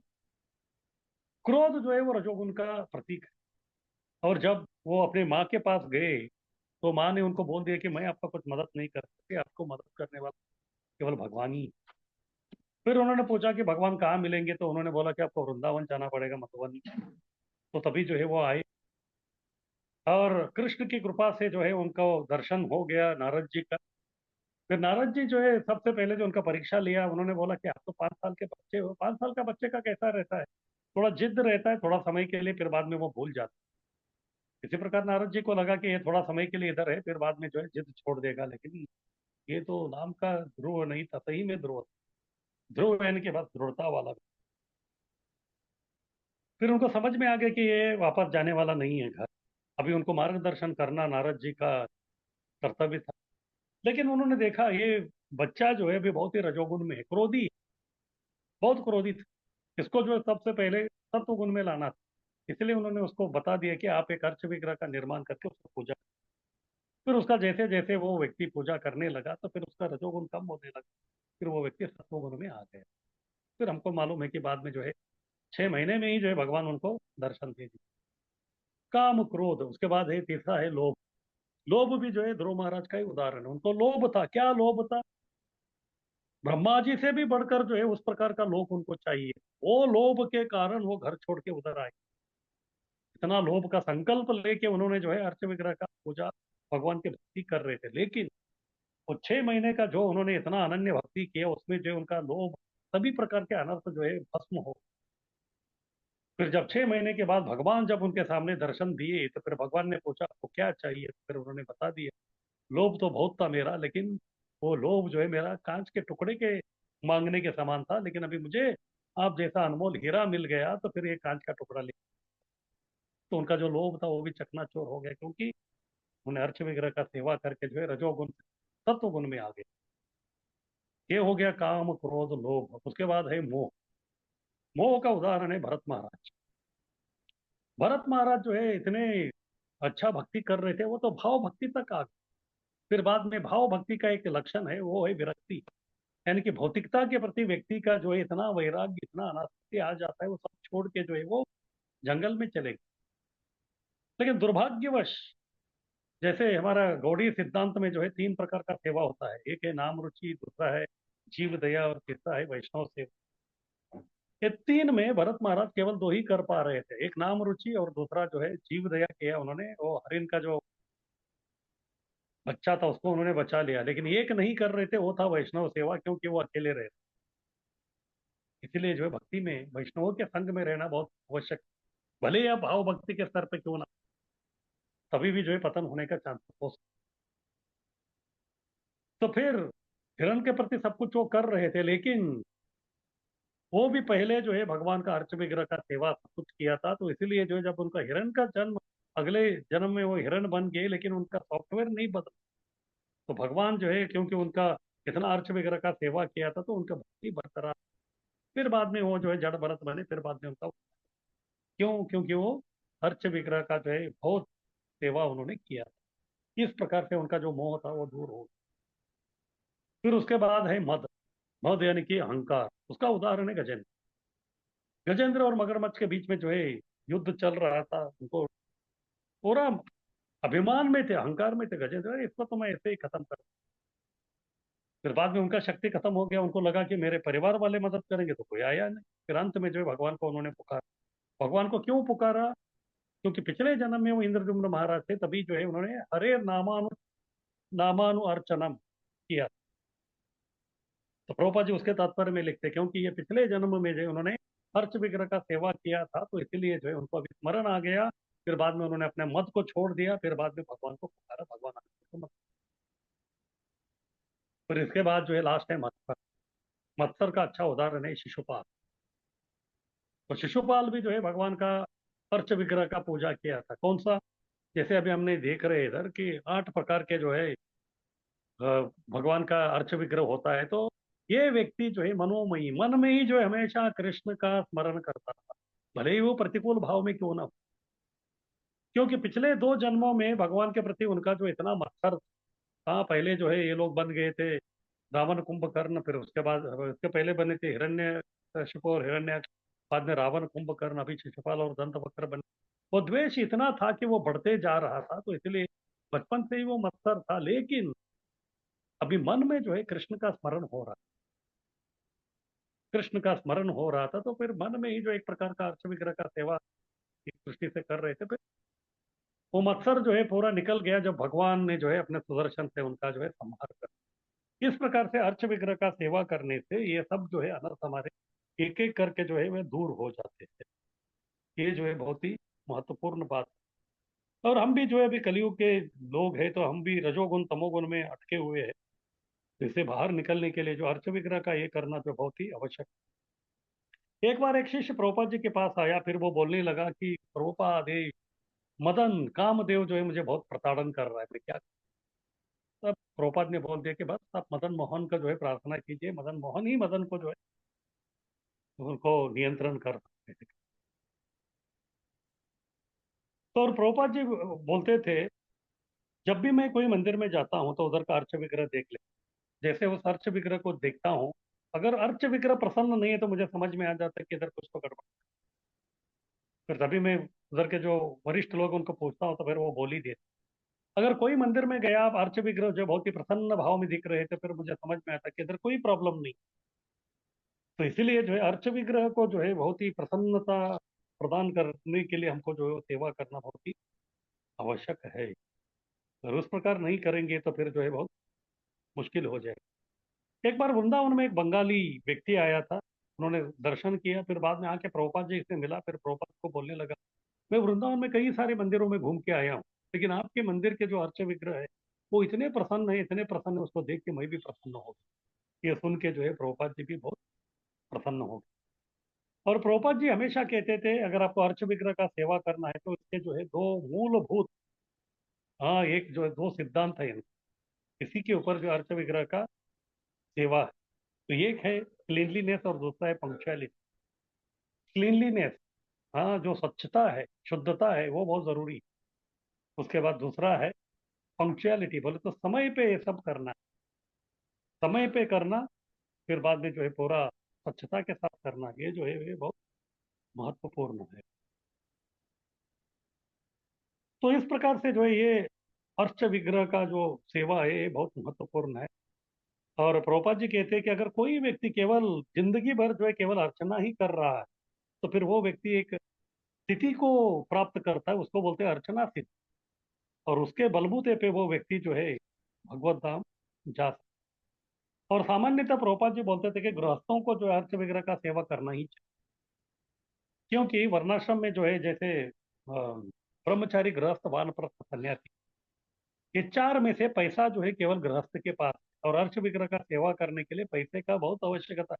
बिना पैसे का ना हम लोग अर्च विग्रह को लेके आ सकते, ना उनका सेवा का कुछ व्यवस्था कर सकते, ना मंदिर बांध।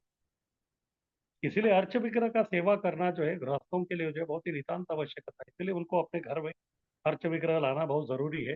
अगर अर्च विग्रह नहीं है तो फिर उस गृहस्थ को लगेगा कि मैं ही इस घर का मालिक। लेकिन जब घर में जो है भगवान के अर्च विग्रह को लेके आते हैं तो उनको मालूम हो जाता है कि इस घर का मालिक मैं नहीं हूँ, इस घर का मालिक जो है भगवान। इस प्रकार से जो है ये 5 शक्तिशाली अंग में पहला जो है अर्चना बहुत महत्वपूर्ण है।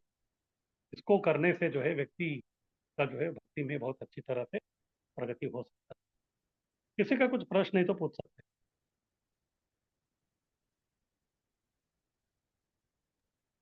हरे कृष्णा प्रभु जी। हैं। हाँ बोलिए।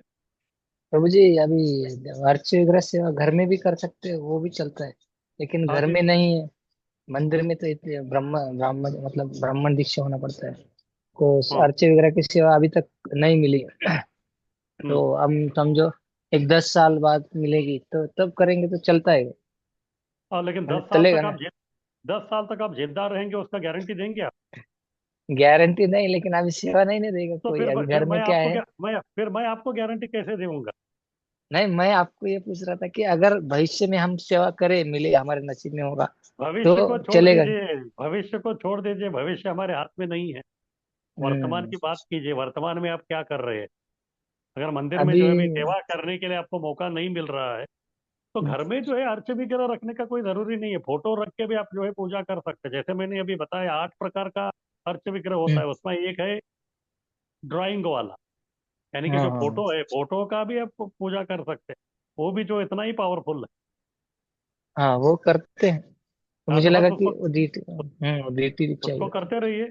वो भी डीटी अच्छा। ही है, वो भी हाँ डीटी है, वो भी भगवान से अभिन्न है। हम्म। ओके, धन्यवाद अरे प्रभु जी।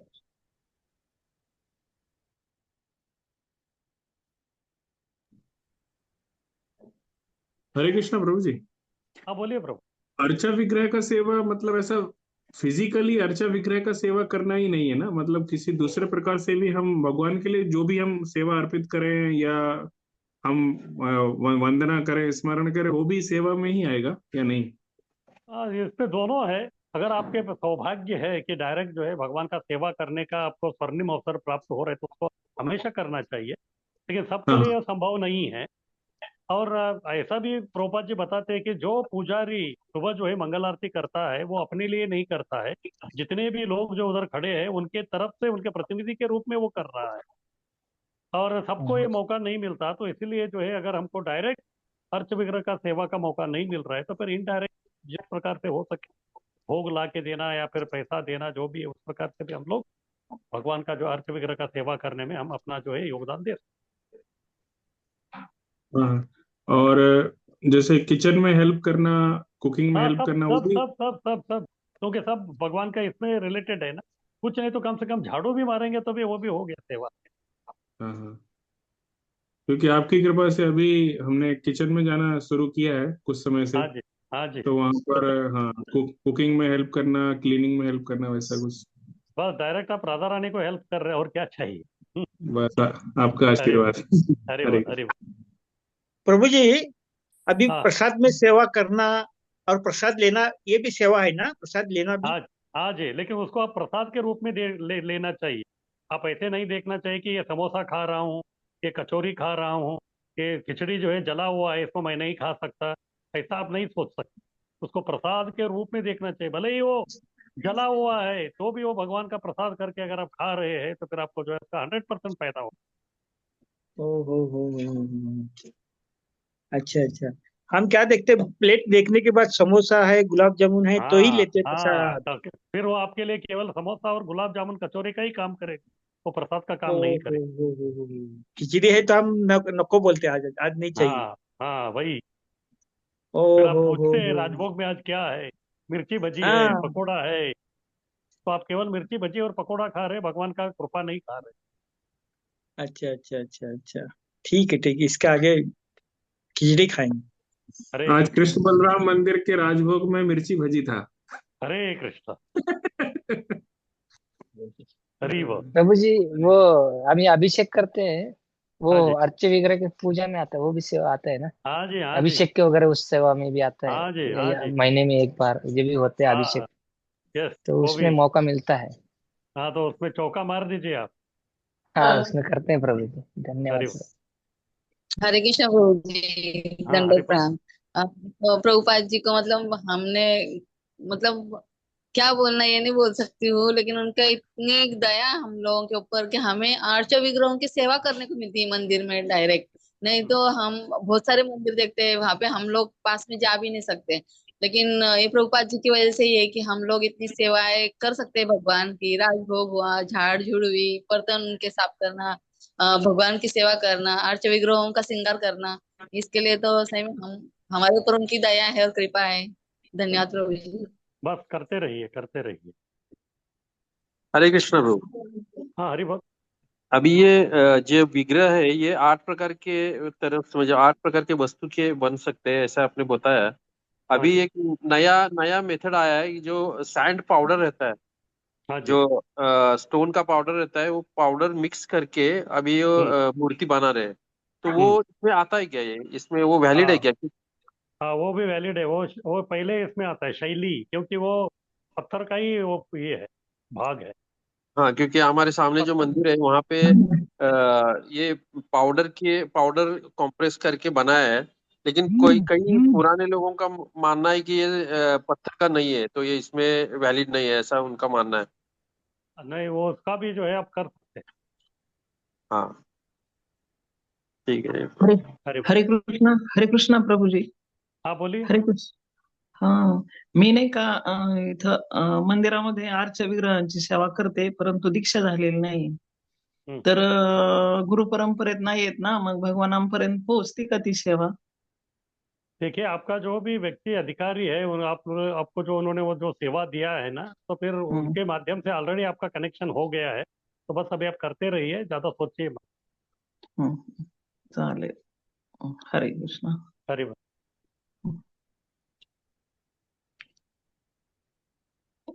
हरे कृष्णा प्रभु जी, धन्यवाद प्रणाम। हाँ, बोलिए। प्रभु जी, मनोमय बोले तो मन में भगवान का स्मरण करते हैं, वो भी बोले तो भगवान की सेवा हो गई। हाँ जी, क्यों नहीं, जरूर होगा। और दूसरी बात प्रभु जी की कि हम मंदिर को जाने के लिए समय नहीं मिलता, इसलिए घर में 8 बजे मंगल आरती करते हैं और नरसी आरती, तुलसी आरती 8 बजे करते, चलता है प्रभु जी। हाँ, चलेगा, करते रहिए, करना बहुत इंपॉर्टेंट है। ठीक है प्रभु जी, धन्यवाद। हरि बोल। हरे कृष्णा प्रभु जी, धन्यवाद। हाँ, हरि हरि बोल।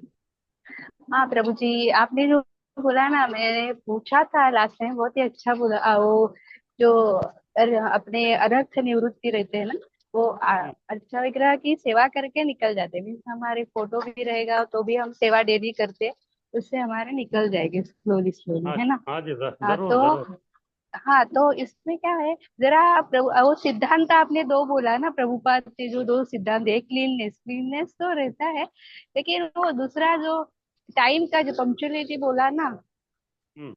उसमें जरा गड़बड़ हो जाता है। तो कैसे मंदिर में कैसे ऑन टाइम वैसे आरती चालू रहती है, होती है, ऐसे जरा घर में जरा लेट होता है कभी, तो ऐसा नहीं हो चलेगा ना। वो तो टाइम पे एक टाइम रखना पड़ेगा ना उसके लिए। देखिए, घर में जितना हो सके उतना टाइम का ये करने का कोशिश कीजिए। घर में इम्पोर्टेंट है कि उसको करना है, कभी भी कीजिए, उसको करना है, उसको छोड़ना नहीं है। मंदिर में कैसा है, भगवान जो है राजा के समान है। राजा का हाँ कैसा सही। है, राजा का जो है वो टाइम बहुत इंपॉर्टेंट रहता है। राजा का दरबार 11 बजे चालू होना है तो 11 बजे चालू करना ही है।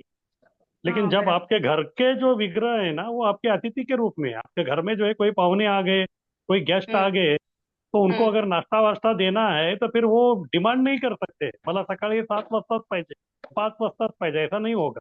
जब आपका बराबर। बनेगा तभी आप उनको देंगे।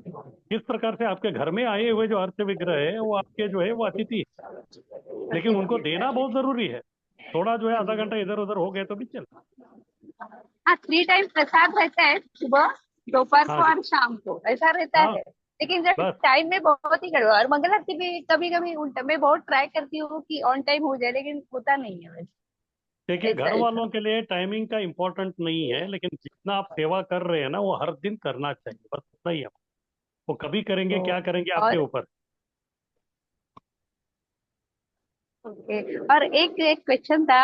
एक हम एक बार बहुत 2-4 साल पहले हम वृंदावन गए थे ना।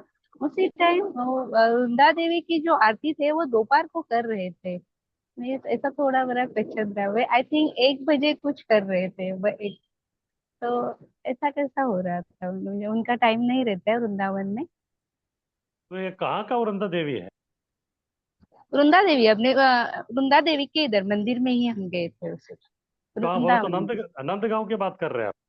हाँ, मेन मंदिर नंदगांव, है ना अपना, मेन नंदगांव का मंदिर। ना? हाँ नंदगांव का, हाँ। हाँ, तो पर ठीक नंदगांव का, एक, हाँ हाँ। नंदगांव का जो अभी वृंदा देवी का जो मंदिर है वो इस्कॉन के अंडर नहीं है। ओके, हाँ हाँ बराबर। अभी वो लेकिन दूसरे अपने, कोई ब्रजवासी है, वो लोग कर रहे थे वह। अभी वो नहीं अपने नहीं, हिसाब से करेंगे।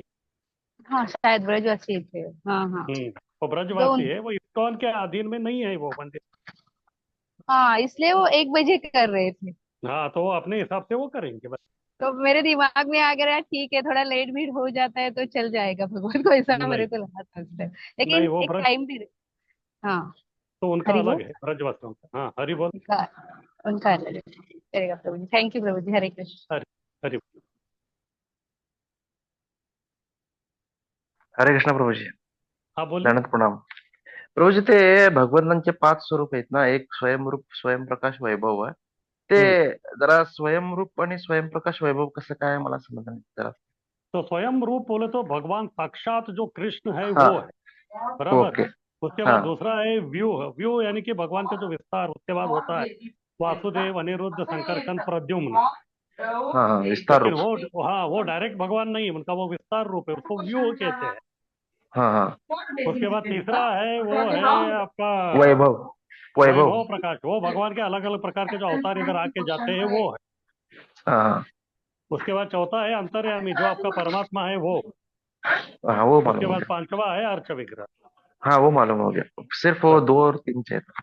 हाँ, एक डायरेक्ट स्वयं भगवान है, फिर बाद में हाँ दूसरे जो है उनका विस्तार, हाँ. जो भी आध्यात्मिक जगत में रहते हैं।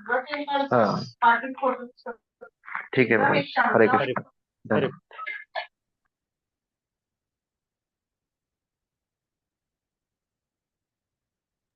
हरे कृष्ण प्रभु जी। हाँ बोलिए। प्रभु जी, अभी हम लोग समझो बाहर गए, मेरे घर पे ड्यूटी है, हम लोग बाहर गए और आने में 9 बज गए, तो 9 बजे के बाद ऐसे आरती कर सकते हैं प्रभु जी और हम्म, शाम को? देखिए, 9 बजे का टाइम जो है वो शयन का होता है, तो उसके बाद आरती नहीं होना चाहिए। और टाइम पे अगर हो रहे तो कीजिए, अगर नहीं हो रहे तो फिर छोड़ दीजिए। भगवान को पहले बोल के रखिए, हम आज बाहर जा रहे हैं, आपका ये आरती हम लोग नहीं कर सकते, हम मुझे क्षमा कर दीजिए, बस ऐसा नहीं कि रात को आप 12 बजे आएंगे तो फिर 12 बजे आरती करेंगे, ऐसा नहीं चलता। हाँ थोड़ा वही आधा प्रभु जी घंटा, चाहिए तो आधा फिर घंटा ऐसे। इधर उधर चलेगा। आधा घंटा इधर उधर चलेगा, लेकिन ऐसा नहीं कि 2-2 3-3 घंटे करें। अभी कोई बोलेगा कि सुबह 11 बजे हम लोग मंगल आरती कर सकते हैं क्या, वो उसका टाइम नहीं। तो फिर प्रभु जी नहीं नहीं करेंगे तो चलेगा? फिर अगरबत्ती और दिया दिखाना चाहिए या वो भी नहीं दिखाएंगे तो वो चलेगा? चलेगा, अगरबत्ती दिया और सब ये कर दीजिए, बोले तो केवल आप नाम के लिए अर्पण कर दिया, बाकी ये जो हम्म। एलाबरेट गौर आरती गाना ये सब जो है उतना सब करने का आवश्यकता नहीं। ओके प्रभु जी, थैंक यू प्रभु जी। हरि, हरे हरि। कृष्ण।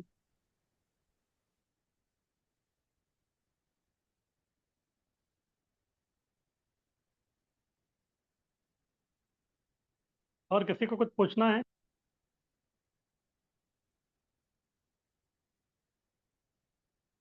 तो ठीक है, अभी हम लोग आगे बढ़ते हैं। तो ये हो गया 5 शक्तिशाली में पहला अर्चनम। आगे कीजिए स्लाइड। हरे कृष्ण प्रभु जी, एक सेकंड बोलूं क्या? हाँ बोलिए। हाँ हाँ, बोलिए बोलिए। वो जो था ना, हम क्या बोल रहे थे? हाँ, कभी कभी क्या होता है, हम जो सेंटर में जाते हैं और उधर सेवा रहता है, और कभी कभी जल्दी चले जाते हैं मंगल आरती के लिए। तो ये जो है ना, अपने इधर के भगवान है, हम उठा नहीं पा सकते उधर, सुबह इतने जल्दी भी नहीं होता है और थोड़ा लेट हो जाता है। तो क्या कर सकते हैं उसके लिए? क्योंकि उधर भी हम जा रहे हैं, वही भगवान का सेवा ही है, और इधर है हमने भगवान को घर पे भी रखा है, तो कैसे कर सकते हैं? इसके लिए प्लीज जरा तो गाइड घर करें। तो घर के सब लोग जाते हैं क्या मंदिर में, क्या कुछ लोग पीछे रहते हैं मंदिर घर पे? हरि बोल।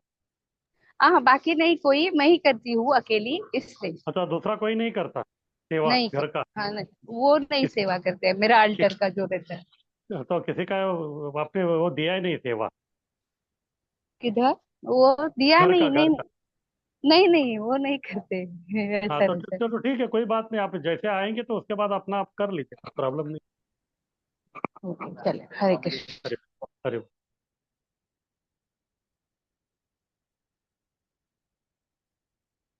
उसके बाद आगे शक्तिशाली अंग में दूसरा है रसिकई सह श्री भागवत अर्थ आस्वाद। दूसरा है हर दिन जो है भागवत का पाठ प्रवचन सुनना। भक्तों के बीच श्रीमद् भागवत का पाठ करना। रसिकई सह श्री भागवत अर्थ आस्वाद। भागवत सुनना है लेकिन अकेले में नहीं, जो रसिक भक्त है उनके साथ में बैठ के। श्रीमद् भागवत वैदिक ज्ञान का कल्पतरु है। वेद का अर्थ है ज्ञान की राशि। मानव समाज को जिस किसी ज्ञान की आवश्यकता है वह श्रीमद् भागवत में पूर्णतया प्रस्तुत किया गया है। वैदिक ग्रंथों में ज्ञान की विविध शाखाएं हैं, जिनमें समाज विज्ञान, राजनीति, औषधि तथा सैन्य कला सम्मिलित है। वेदों में इनका तथा ज्ञान की अन्य शाखाओं का सम्यक वर्णन मिलता है। इसलिए जहाँ तक आध्यात्मिक ज्ञान का संबंध है, उसका भी सम्यक वर्णन मिलता है। श्रीमद् भागवत को वेदों के इन कल्प वृक्ष का पक्व फल माना जाता है। वृक्ष का सम्मान फल उत्पादन के कारण है।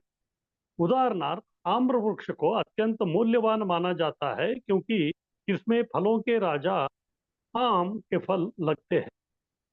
जब आम पकता है तो यह उस वृक्ष का सबसे बड़ा उपहार होता है। उसी प्रकार श्रीमद् भागवत को वैदिक वृक्ष का पक्व फल माना जाता है। जिस तरह तोते शुक की चोंच के प्रथम स्पर्श से पका फल अधिक सुस्वादु बन जाता है, उसी तरह श्रीमद् भागवत सुखदेव गोस्वामी के दिव्य मुख से निकलने के कारण अत्यंत आस्वाद्य बन गया है। श्रीमद् भागवत को अविच्छिन्न शिष्य परंपरा से प्राप्त करना चाहिए। जब एक फल को वृक्ष के ऊपरी भाग से कई व्यक्ति ऊपर की शाखा से नीचे की शाखा पर हाथ में देकर भूमि पर लाते हैं तो फल नष्ट नहीं होता। इसी प्रकार जब श्रीमद् भागवत को परंपरा पद्धति से प्राप्त किया जाता है तो वह अविच्छिन्न बना रहेगा। भगवत गीता में कहा गया है कि दिव्य ज्ञान को प्राप्त करने की विधि शिष्य परंपरा है। ऐसे ज्ञान को उन परंपरागत अधिकारी व्यक्तियों के माध्यम से प्राप्त करना चाहिए जो शास्त्रों के असली प्रयोजन को जानते हैं। श्री चैतन्य महाप्रभु ने संस्तुति की है कि भागवतम नामक स्वरूप सिद्ध व्यक्ति के मुख से ही श्रीमद् भागवत सीखनी चाहिए।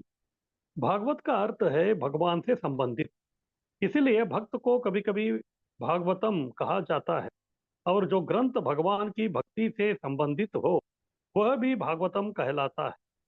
श्री चैतन्य महाप्रभु ने संस्तुति की है कि श्रीमद् भागवत का असली स्वाद चखने के लिए भागवतम पुरुष से ही शिक्षा ग्रहण करनी चाहिए। मुक्त पुरुष के लिए भी श्रीमद् भागवत आस्वाद्य है। सुखदेव गोस्वामी ने स्वीकार किया है कि यद्यपि वे अपनी माता के गर्भ से ही मुक्त पुरुष थे, किंतु श्रीमद् भागवत के आस्वादन के बाद ही वे महान भक्त बने। इसलिए कृष्ण भावनामृत में अग्रसर होने के इच्छुक व्यक्ति को श्रीमद् भागवत के तात्पर्य का आस्वादन प्रामाणिक भक्तों की व्याख्या से ही करना चाहिए। श्रीमद् भागवतम 2:1-9 में सुखदेव गोस्वामी स्वीकार करते हैं कि यद्यपि वे निराकार ब्रह्म के प्रति अत्यधिक आकृष्ट थे, किंतु जब उन्होंने अपने पिता व्यासदेव से के मुख से भगवान की दिव्य लीला ये सुनी, तो वे श्रीमद् भागवत के प्रति अधिक आकृष्ट हुए।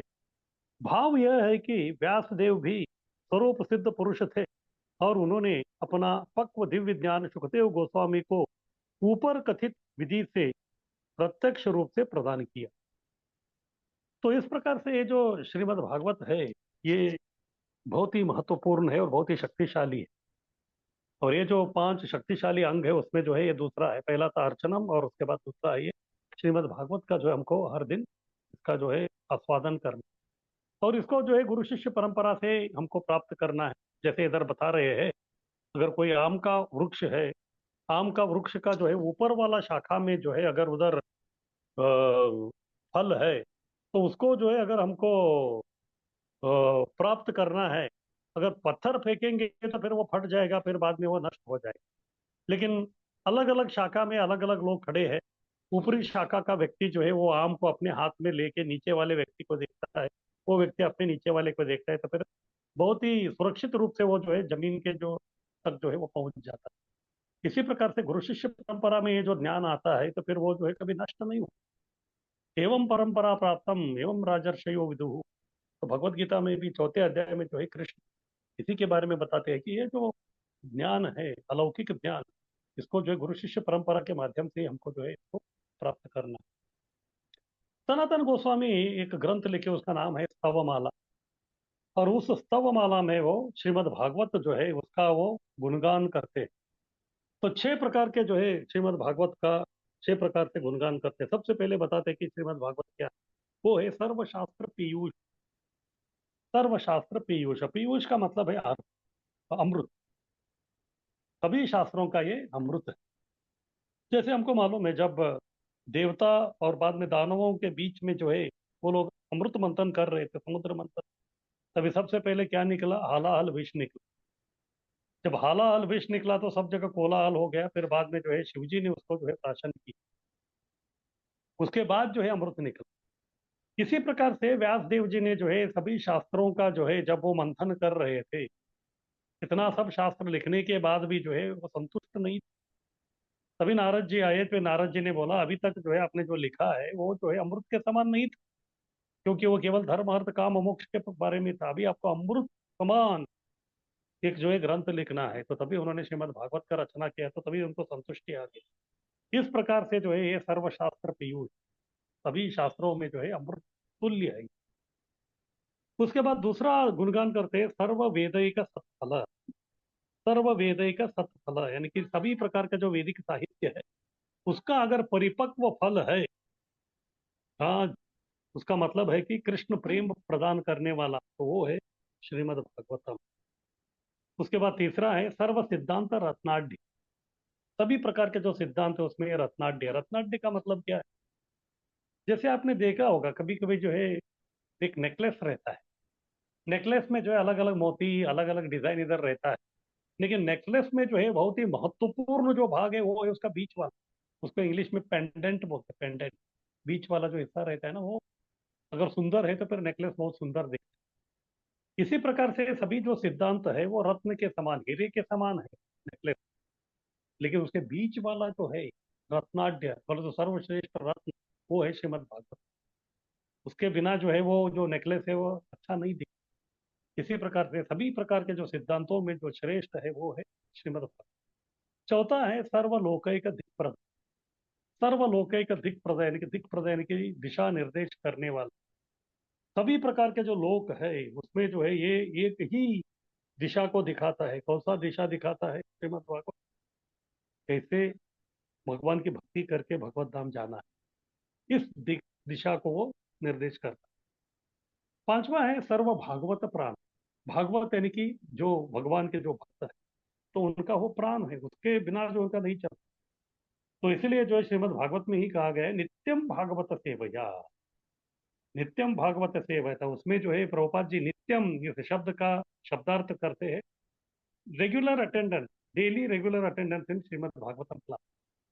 इसलिए जो है इस्कॉन के हर शाखा में जो है हर दिन सुबह श्रीमद् भागवत का क्लास जो है वो होता ही है, नित्यम भागवत। और भागवत भी किससे सुनना है?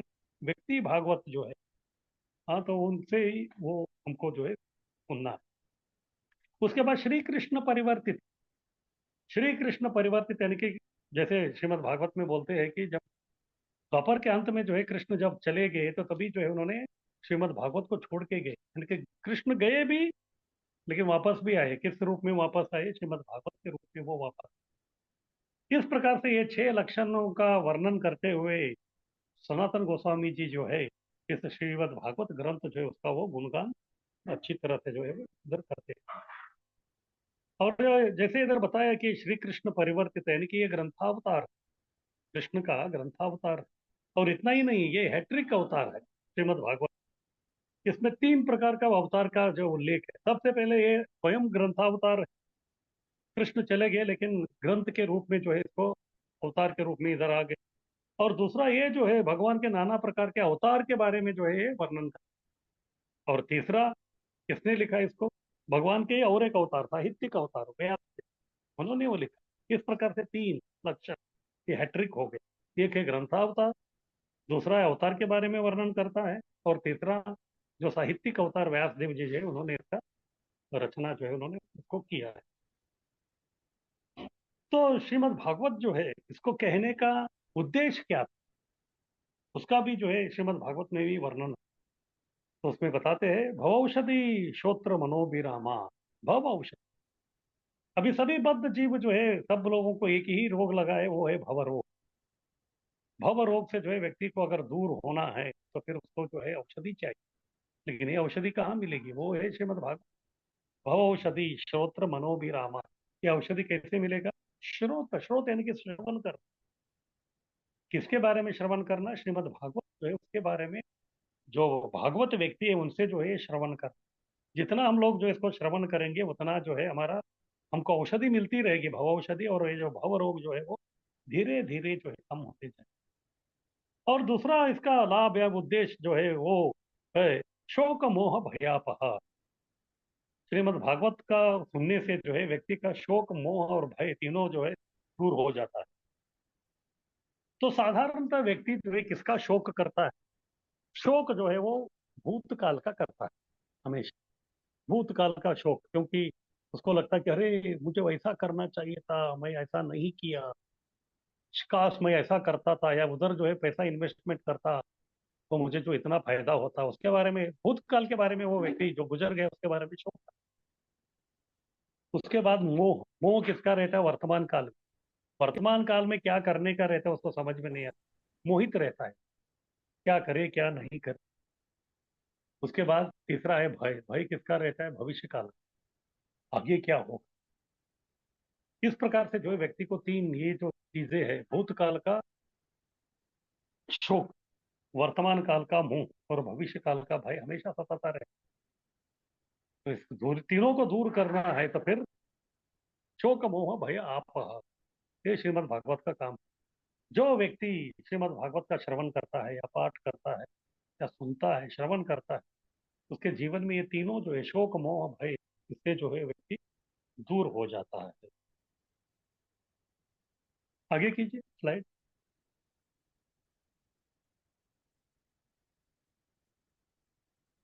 तो अब ये जो श्रीमद् भागवत है इसका इतिहास क्या है, ये कहाँ से आरंभ हो गया और कैसे कैसे ये जो है आगे बढ़ा, इसके बारे में जो है थोड़ा हम लोग चर्चा करेंगे। इसके बारे में श्रीमद् भागवत में ही जो इसका वर्णन।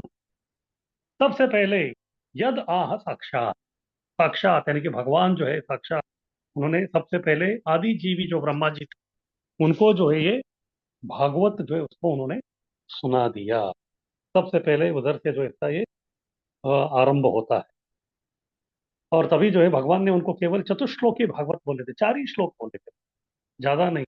फिर बाद में उसे 4 श्लोक को जो है उन्होंने अपने बुद्धि से जो है उसको विस्तारित कर करके जो है उसको और लंबा चौड़ा बना दिया। उसके बाद जो है ब्रह्मा जी इसको नारद जी को कहा, ब्रह्मा जी ने इसको नारद जी को कहा। फिर उनको जो है सब कुछ भगवान के बारे में जो है सब समझ में आ गया, किस प्रकार से ये क्या करना है कर। तो इसलिए जीव गोस्वामी कहते हैं ब्रह्मा जी के पास तो केवल 4 ही श्लोक थे, लेकिन उन्होंने जब नारद जी को बोले तो हजारों श्लोक बोले। वो कैसा? तो जीव गोस्वामी कहते हैं कि जैसे जो कॉटन रहता है, कपास, उसको जो अगर जोर से दबा के रखेंगे तो फिर जो है वो इतना बड़ा जो रहता है वो छोटा सा एक लाडू जैसा हो जाता है। वो कभी इतना लाडू जैसा भी होता है, छोटा दिखता है, फिर बाद में उसको खींचेंगे तो फिर वो बड़ा भी होता है। तो श्रीमद् भागवत भी वैसे ही है। कभी कभी जो है वो केवल 4 श्लोक में आ जाता है, और कभी कभी जो है 4 लाख श्लोक, 4 लाख श्लोक जो है वो भी हो जाता है। इस प्रकार से जो है ब्रह्मा जी विस्तार से जो है नारद जी को इसके बारे में उन्होंने समझाया। फिर उसके बाद और बताते हैं कि ये जो 4 श्लोक थे उसको जो 18,000 श्लोक में जो है उन्होंने नारद जी को ये सुनाया। इसके बाद और एक प्रसंग हुआ जिधर जो है ये भागवत किसको कहाँ बताया गया है, वो कहा गया है कि ये है संकर्षण जी जो है 4 कुमार को बताया। तो संकर्षण जी जो है ब्रह्मांड के नीचे जो है उधर वो रहते हैं, और पूरा ब्रह्मांड को उन्होंने धारण किया। तो तीसरे स्कंद में जो है उसका वर्णन आता है। ब्रह्मा जी और चतुष्कुमार दोनों जो है वो आकाश गंगा के माध्यम से जो है इधर पाताल में आए। गंगा जी है त्रिलोक गामिनी है, वो ऊपर वाले लोक में भी, बीच वाले लोक में भी और नीचे वाले लोक में भी। तो ब्रह्मा जी को आना था, तो फिर ये जो आसान तरीका था, गंगा जी के पानी में बैठिए, डायरेक्ट जो है आप कहाँ आ जाते हैं, पाताल में। जैसे व्यक्ति लिफ्ट में जो है बैठ के ऊपर जाता है, ऊपर से नीचे आता है, उस प्रकार से तो उधर आए। फिर बाद में संकर्षण को देखा उन्होंने, संकर्षण को प्रणाम किया वो लोगों ने। फिर बाद में संकर्षण जी ने जो है उनको ये श्रीमद् भागवत को सुनाया, चतुष्कुमार ये सब। तो इस प्रकार से जो है चतुष्कुमार को भी ये ज्ञान मिल गया। फिर चतुष्कुमार में जो सनत कुमार जी है, तो उन्होंने जो है संख्यायन मुनि जो है उनको श्रीमद् भागवत को सुनाया। फिर उसके बाद संख्यायन मुनि जो है उन्होंने अपने शिष्यों को सुनाया, और उनके शिष्यों में प्रमुख थे बृहस्पति और पराशर। फिर उसके बाद पराशर जी जो है वो मैत्रेय को जो है श्रीमद् भागवत को सुनाए। पराशर जी जो है वो व्यासदेव जी के पिताजी। एक बार जो है वो यज्ञ कर रहे थे, तभी बहुत सारे राक्षस उनके ऊपर आक्रमण कर रहे थे। तो तभी उन्होंने वो यज्ञ छोड़ के दूसरा यज्ञ करने लगे, ताकि ये सब राक्षसों का संहार हो। अभी कर ही रहे थे तभी ब्रह्मा जी आए। ब्रह्मा जी आके उनको बोले कि ये दूसरा यज्ञ मत करना, इससे जो है बहुत सृष्टि को बहुत तकलीफ होगी। उन्होंने ब्रह्मा जी की बात मान लिया, वो यज्ञ उन्होंने बीच में ही छोड़ दिया। तो ब्रह्मा जी बहुत प्रसन्न हो गए। फिर उनको उन्होंने आशीर्वाद दे दिया कि आप ही जो है सबसे पहले पौराणिक बनेंगे, यानी कि सबसे पहले जो है पुराण जो है आपको आप रचना करेंगे। इस प्रकार से उन्होंने सबसे पहला पुराण विष्णु पुराण लिखा उन्होंने। फिर बाद में उन्हीं को जो है ये श्रीमद् भागवत पुराण भी जो है सुनने का जो है एक अवसर जो है प्राप्त उनको प्राप्त हो गया। फिर उसके बाद मैत्रेय ऋषि जो है उन्होंने विदुर जी को ये श्रीमद् भागवतम सुनाया।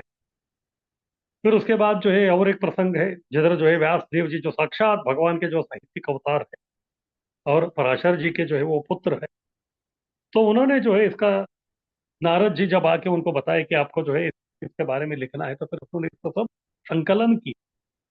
साक्षात साहित्यिक अवतार भगवान के ही तो उनको सब मालूम है, तो उन्होंने उसको संकलित करके श्रीमद् भागवत जो है उसका उन्होंने निर्माण रचना जो है उन्होंने किया। और ये काम हो गया बद्रीनाथ के ऊपर जो है व्यास गुफा है, सम्य प्राश वो जो है उनका सरस्वती नदी के किनारे जो आश्रम, उधर बैठ के उन्होंने ये श्रीमद् भागवत का जो ग्रंथ का जो उन्होंने रचना कर दी। तो जैसे हम लोग देखते हैं कि गीता जो है भगवत गीता, वो भगवान ने एक भागवत को सुना है। भागवत कौन थे? अर्जुन। हाँ, भगवान ने भागवत व्यक्ति को सुना है। लेकिन श्रीमद् भागवत जो है, हाँ, वो भगवान यानी कि जो नारायण है, वो भागवत यानी कि जो व्यास है नारद जी, तो उनको सुना है। भागवत भागवत को सुना है, भगवान को सुना है। भगवत गीता जो है वो भगवान कृष्ण ने भागवत यानी कि जो भक्त अर्जुन को सुनाया। और ये जो श्रीमद् भागवत है, वो भागवत यानी कि जो भक्त नारद, वो उन्होंने भगवान का ही अवतार जो भगवान व्यास देव जी उनको सुनाए।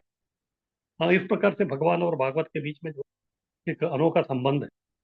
फिर उसके बाद व्यास देव जी ने जो है इसको अपना पुत्र जो सुखदेव गोस्वामी है उनको सुनाया। फिर उसके बाद सुखदेव गोस्वामी जो है परीक्षित महाराज जो अभी मरणासन्न थे, उनको जो है शुभताल गंगा के किनारे जो उनको तब उन्होंने सुनाया। तभी परीक्षित का जो है 2 ही प्रश्न था, जो व्यक्ति अभी मरने वाला है तो उसका कर्तव्य क्या है।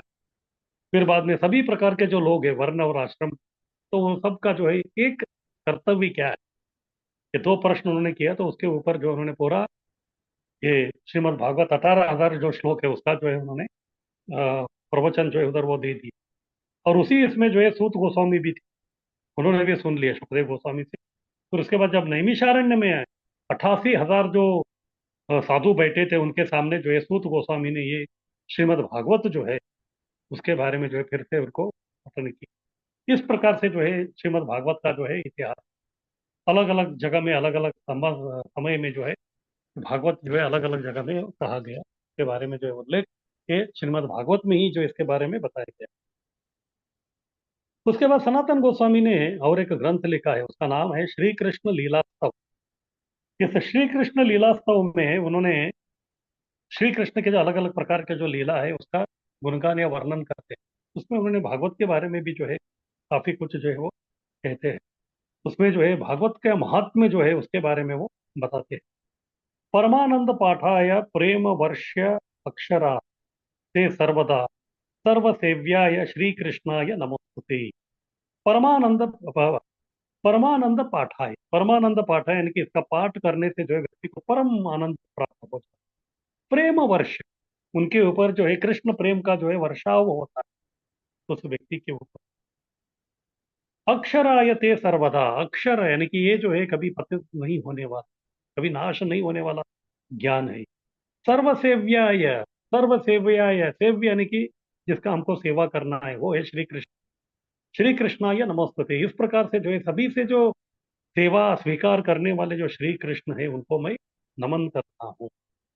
तो आगे बोलते हैं भागवत के बारे में। मद एक बंधो मद संगिन मद गुरो मदन महाबल मन निस्तारक मद भाग्य मद आनंद नमोस्तुते। श्रीमद् भागवत को नमन करते हुए बोल रहे कि वो क्या है? मद एक बंधो, इस दुनिया में जो है मेरा एक ही बंधु है सही प्रकार का, और वो कौन है? वो है श्रीमद् भागवत। मद संगीन, अगर मेरे साथ जो है अगर कोई संगी बनने लायक है तो फिर वो श्रीमद् भागवत ही। मद गुरु, अगर मेरा कोई गुरु है तो फिर वो श्रीमद् भागवत है। मन महाभाग्य महाधन, लोगों को जो अलग अलग प्रकार का धन चाहिए लेकिन सही प्रकार का तो जो धन है वो बोल रहे कि आप ही। मन निस्तारक, अगर मुझे जो है अगर कोई उद्धार कर फिर श्रीमद् भागवतम आप ही हो। मद भाग्य, ये मेरा जो बहुत परम सौभाग्य है। मद आनंद, मुझे असली आनंद देने वाला यही है। नमोस्तुते, आपको मैं नमन करता हूँ। असाधु साधुता दायित अति नित्योज्जर हान मुंच कदाचित माम प्रेमना वृत कंठ्योस्फुर। असाधु साधुता दायित, असाधु यानी कि जो व्यक्ति साधु नहीं है उस वो व्यक्ति अगर श्रीमद् भागवत सुनेगा तो साधु साधुता दायिन, उसको भी जो है साधुत्व देने वाला शक्ति जो है वो श्रीमद् भागवत में। अति नीचोच्च कर, अगर कोई व्यक्ति नीच व्यक्ति भी जो उसको सुनता है तो फिर उसका भी उद्धार हो जाता है। हाँ न मुंच कदाचिन, मुंच यानी कि मुझे मुक्ति देने वाला वही है। और माम प्रेमणा व्रत कंठो कंठ्योर स्फुर, हमेशा मेरे कंठ में रहो फिर बाद में मुझे कृष्ण प्रेम को जो है दे दो। इस प्रकार से वो वर्णन कर रहे हैं। और श्रीमद् भागवत जो है वो साहित्यिक अवतार है, इसके बारे में श्रीमद् भागवत में ही वर्णन। दूसरे स्कंद का पहले अध्याय का 8वां श्लोक। इदम भागवतम नाम पुराणम ब्रह्म संहितम उत्तम श्लोक चरितम चकार भगवान ऋषि निश्रेयसाय लोकस्य धन्यम स्वस्य अयनम। किस प्रकार से? इदम भागवतम नाम पुराणम ब्रह्म संहितम, इसमें भगवान के बारे में सब कुछ बताया है। इस प्रकार से जो ये अमल पुराण है।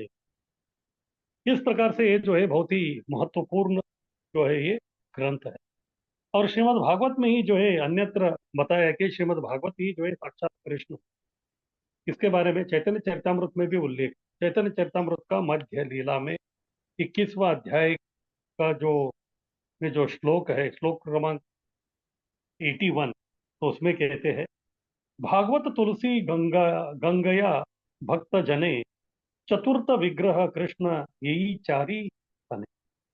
तो श्रीमद् भागवतम तुलसी गंगा और बाद में जो भक्त है, ये जो चार चीज है उधर जो है हमेशा कृष्ण का सानिध्य रहता है, कृष्ण उनका संग करना चाहता है। और आगे वही चैतन्य चरितामृत में बोलते हैं कि दो प्रकार के भागवत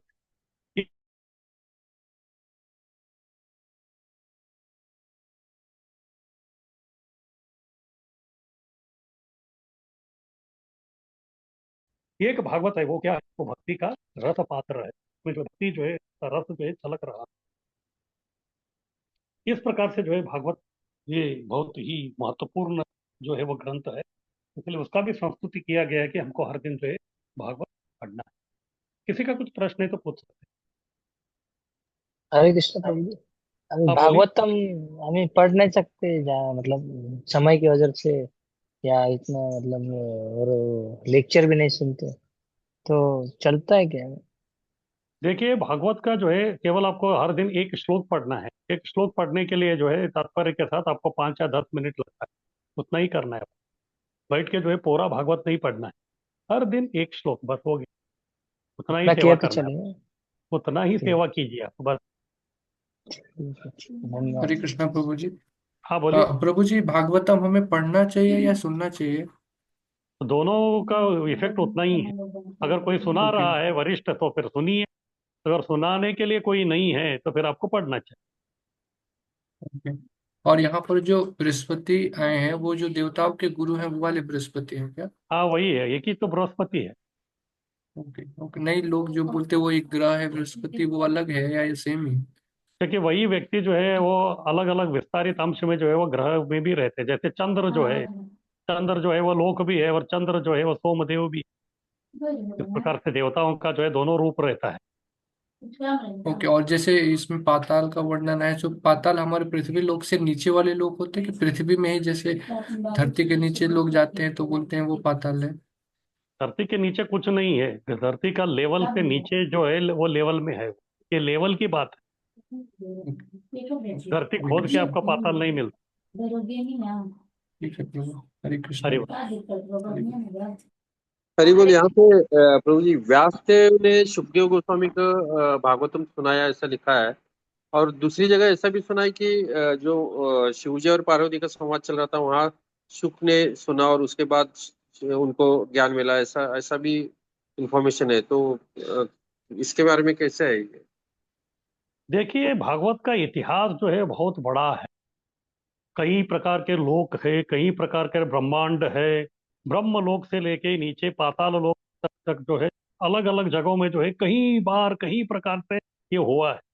मैं वो सबका उल्लेख नहीं कर रहा हूँ, केवल श्रीमद् भागवत में जो है एक जो आपको एक एक लाइन बताया है, वो इतना इतिहास बता रहा हूँ। लेकिन ये इतिहास इतना ही नहीं है। ये इतिहास पढ़ने के लिए हमको जो है 10,000 जन्म लेने पड़ेंगे।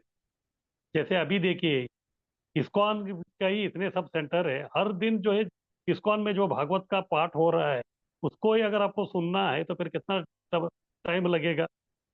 अब उतना हम लोग सब हर इस्कॉन सेंटर में जो भागवत क्लास हो रहा है उसको हम लोग सुन नहीं सकते। इसी प्रकार से ब्रह्मांड कब से है, तब से जो है कई जगह में बहुत सारे भागवत हो गए, वो सबका उल्लेख नहीं कर रहे हैं। केवल इधर जो एक मुख्य जो लाइन है वही बताया है आपको बस। ऐसा नहीं कि केवल इतना ही हुआ है, वो तो कई जगह जो है वो हमेशा बहुत बार जो है उसका वर्णन हुआ है। Okay bro. हरि हरे कृष्ण प्रभु जी। अभी अभी आपने जो सीसी में बोला ना, मध्य लीला 21, और कौन सा है? मध्य लीला में भागवतम के रिलेटेड अभी जो श्लोक बोला 81 ना, 81 81। हाँ, मध्य हाँ लीला 21 81। ओके, नहीं, थैंक यू। 22 81 22। 22 81। ओके, हाँ जी। हरे कृष्ण।